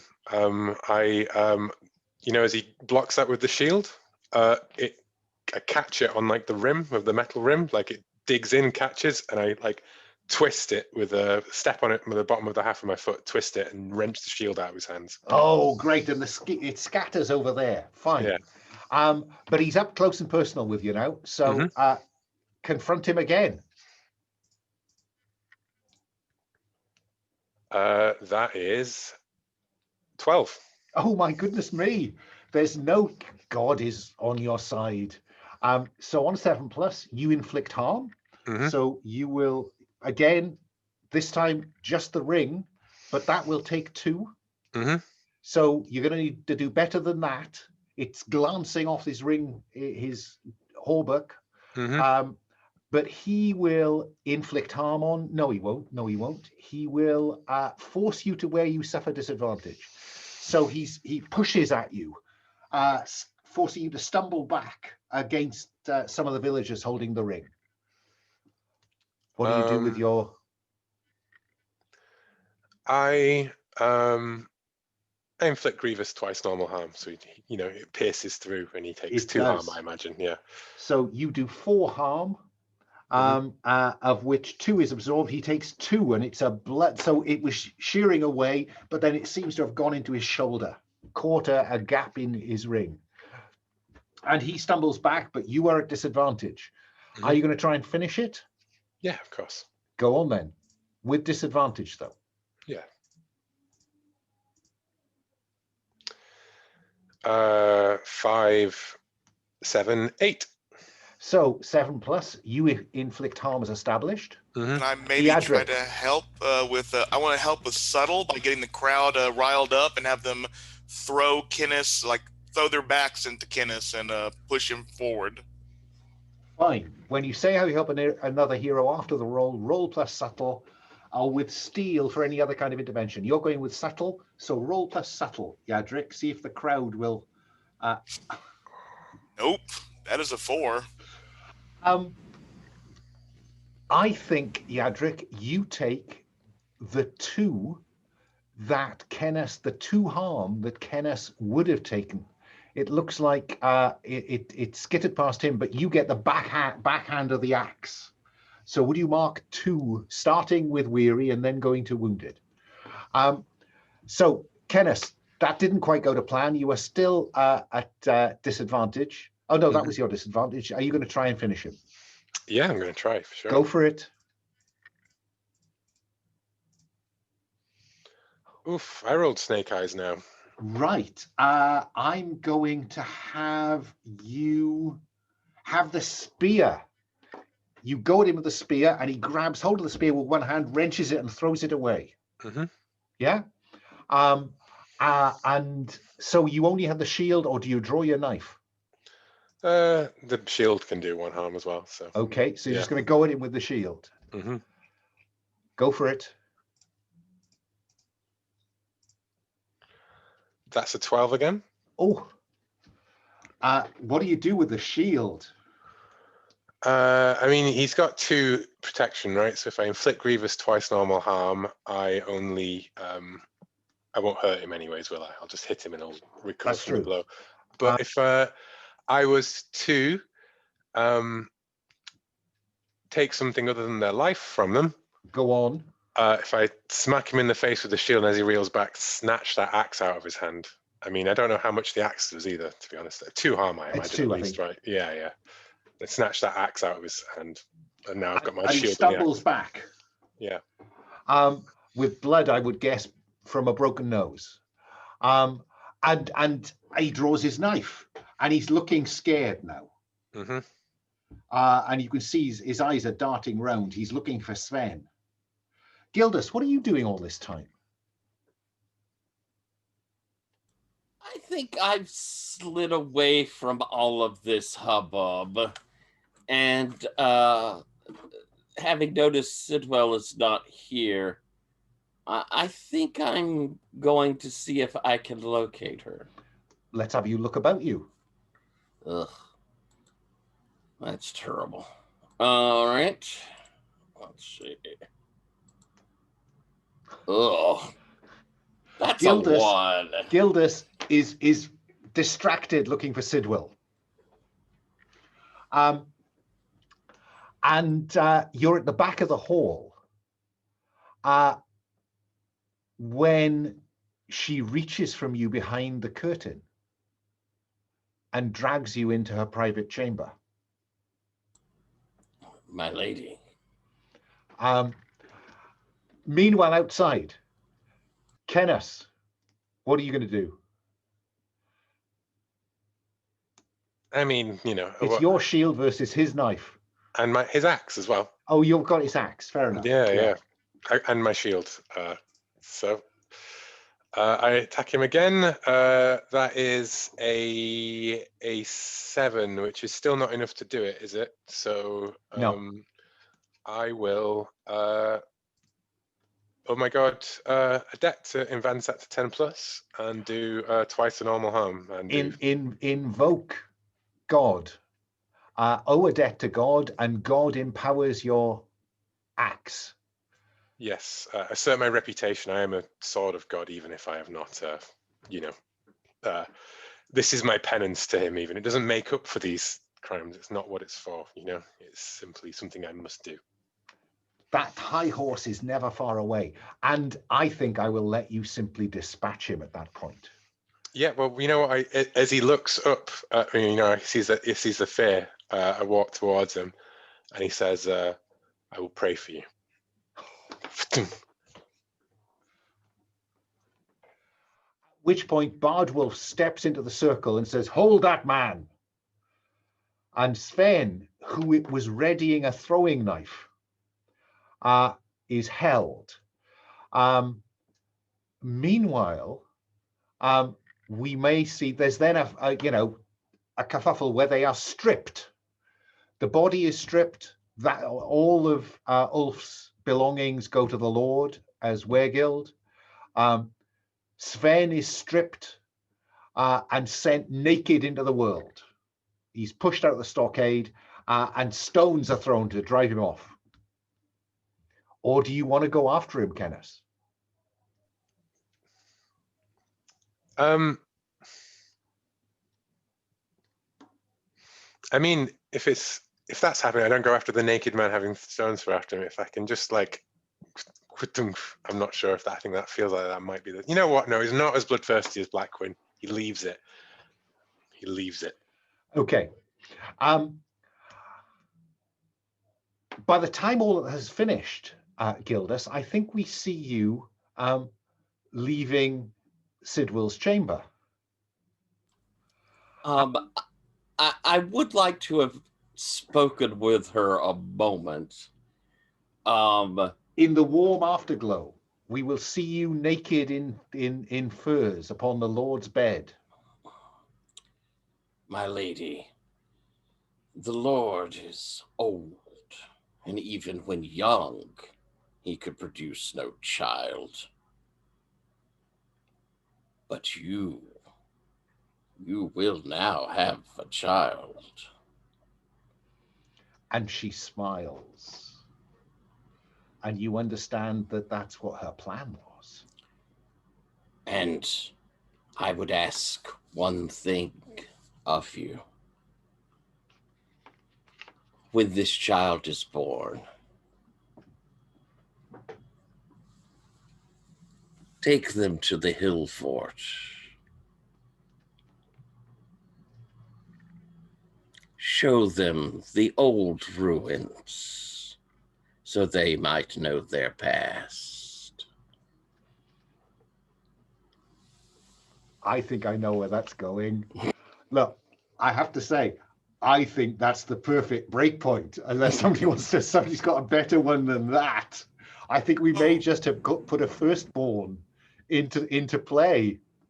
I think the fire, like during the credits, like or the stinger of this, we see the guy like naked running through the gets to the forest, and Eadric steps behind there just with his club, and just tonk goes dark.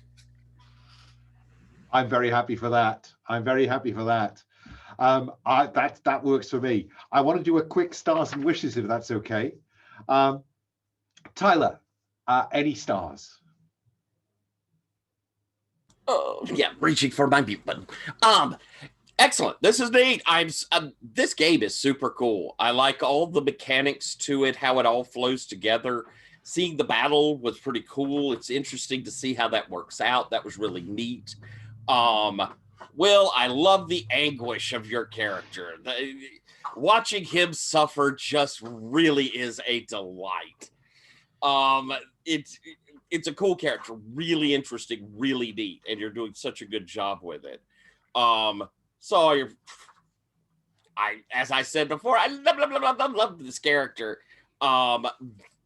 So interesting to see the playbook and how the commoner can do things, and you do such interesting, clever things with it. You do such a good job of playing the station, and yet that not being like some stereotypical stuff, following orders or being. You use it in a very subtle, interesting way, and that's nice. That's really cool to see. So huge stars all around. Great. Moving along, Will, any stars? When you made Gildas dig like a dog at the thing after I'd said that comment. And I loved all of the sort of like the slight inter-party kind of tension as well, even though we're all on the same things, but all bitterly at odds and sort of, with our own little things going on. And I like the fact that Gildas and Eadric, indulged in temptation. And that Gildas indulged in temptation once more in this not too long a period, and it was great. I enjoyed being pulled around by the debts and so forth. Having your chain yanked by God. Yeah, can't trust the bastard. Sorry, are any stars? Yeah, this is. It feels more like. I guess like Vikings, or that I do apologize for my anachronisms, but it's really fun. I like Gildas being like trying to out Fae a Fae is always a dance I love to see, and I feel Cennus is getting the Jaime Lannister thing. Like he's probably like really attractive to the women, but they want to see him suffer so that like they can get those scenes of him being like tended to after the battles. It's just a really fun system. Thank you. No, I would endorse all of that. I hope you don't think that God was yanking your chain too much. But I love the way that you it was kind of, you set him up, I'll kick him over. It was just, I couldn't resist a couple of times. Sorry, thank you for that last scene, because it is appropriate that in our narrative, neither of them gets away. And I hadn't thought to offer anybody else the chance to do it. So that was great. And Gildas, Tyler, Gildas he's beginning to flex those lustful muscles. It's good to see. And I'm enjoying also the way that you're using the debt economy to aid, or, knowing you're putting yourself in a difficult position. All worked fine for me. Any wishes? Now, last time, Tyler, you asked for something creepy at the Standing Stones. What do you want to see next time? Something creepy at the fort? Well, I do love creepy, but let's see. We have this session and next session and one more. Yeah. I really do want to see kind of again, the reason we're together. We're seeing the tensions. I'd like to see the reasons we handle and deal with each other. I just think that would be interesting. I still think there's probably a moment that'll be a Cennus and Gildas sort of yelling at each other, defining themselves at some point, sort of thing. But I mean, I think there should be a why we stick together feel. Yeah, I think I need to find some way to force you all to either stand together or fall apart. Yeah. Will, what about you? Wishes for next time? You again wanted to do something good and have a creepy monster. Yes, I mean, I want a supernatural thing to hit, as in like to hit, not not to be convoluted and debt, or like a threat to people, to stop, essentially. But I will say that the reason that we're together, I feel as though we kind of touched, because Gildas seems pretty into finding justice for this family as well, which is, no matter our differences, right, we've got something in common in that sense. And Sawyer, what about you for next time? You again were interested in this Gildas Cennus interaction. I want us to get like the moons. I want us to advance the reason we came to this settlement at the end, and you know what everyone else said is very good too. Get the moonstone, inverted commas. Catch the pigeon, get the moonstone. Okay, I will try and deliver on that. Let me stop the recording.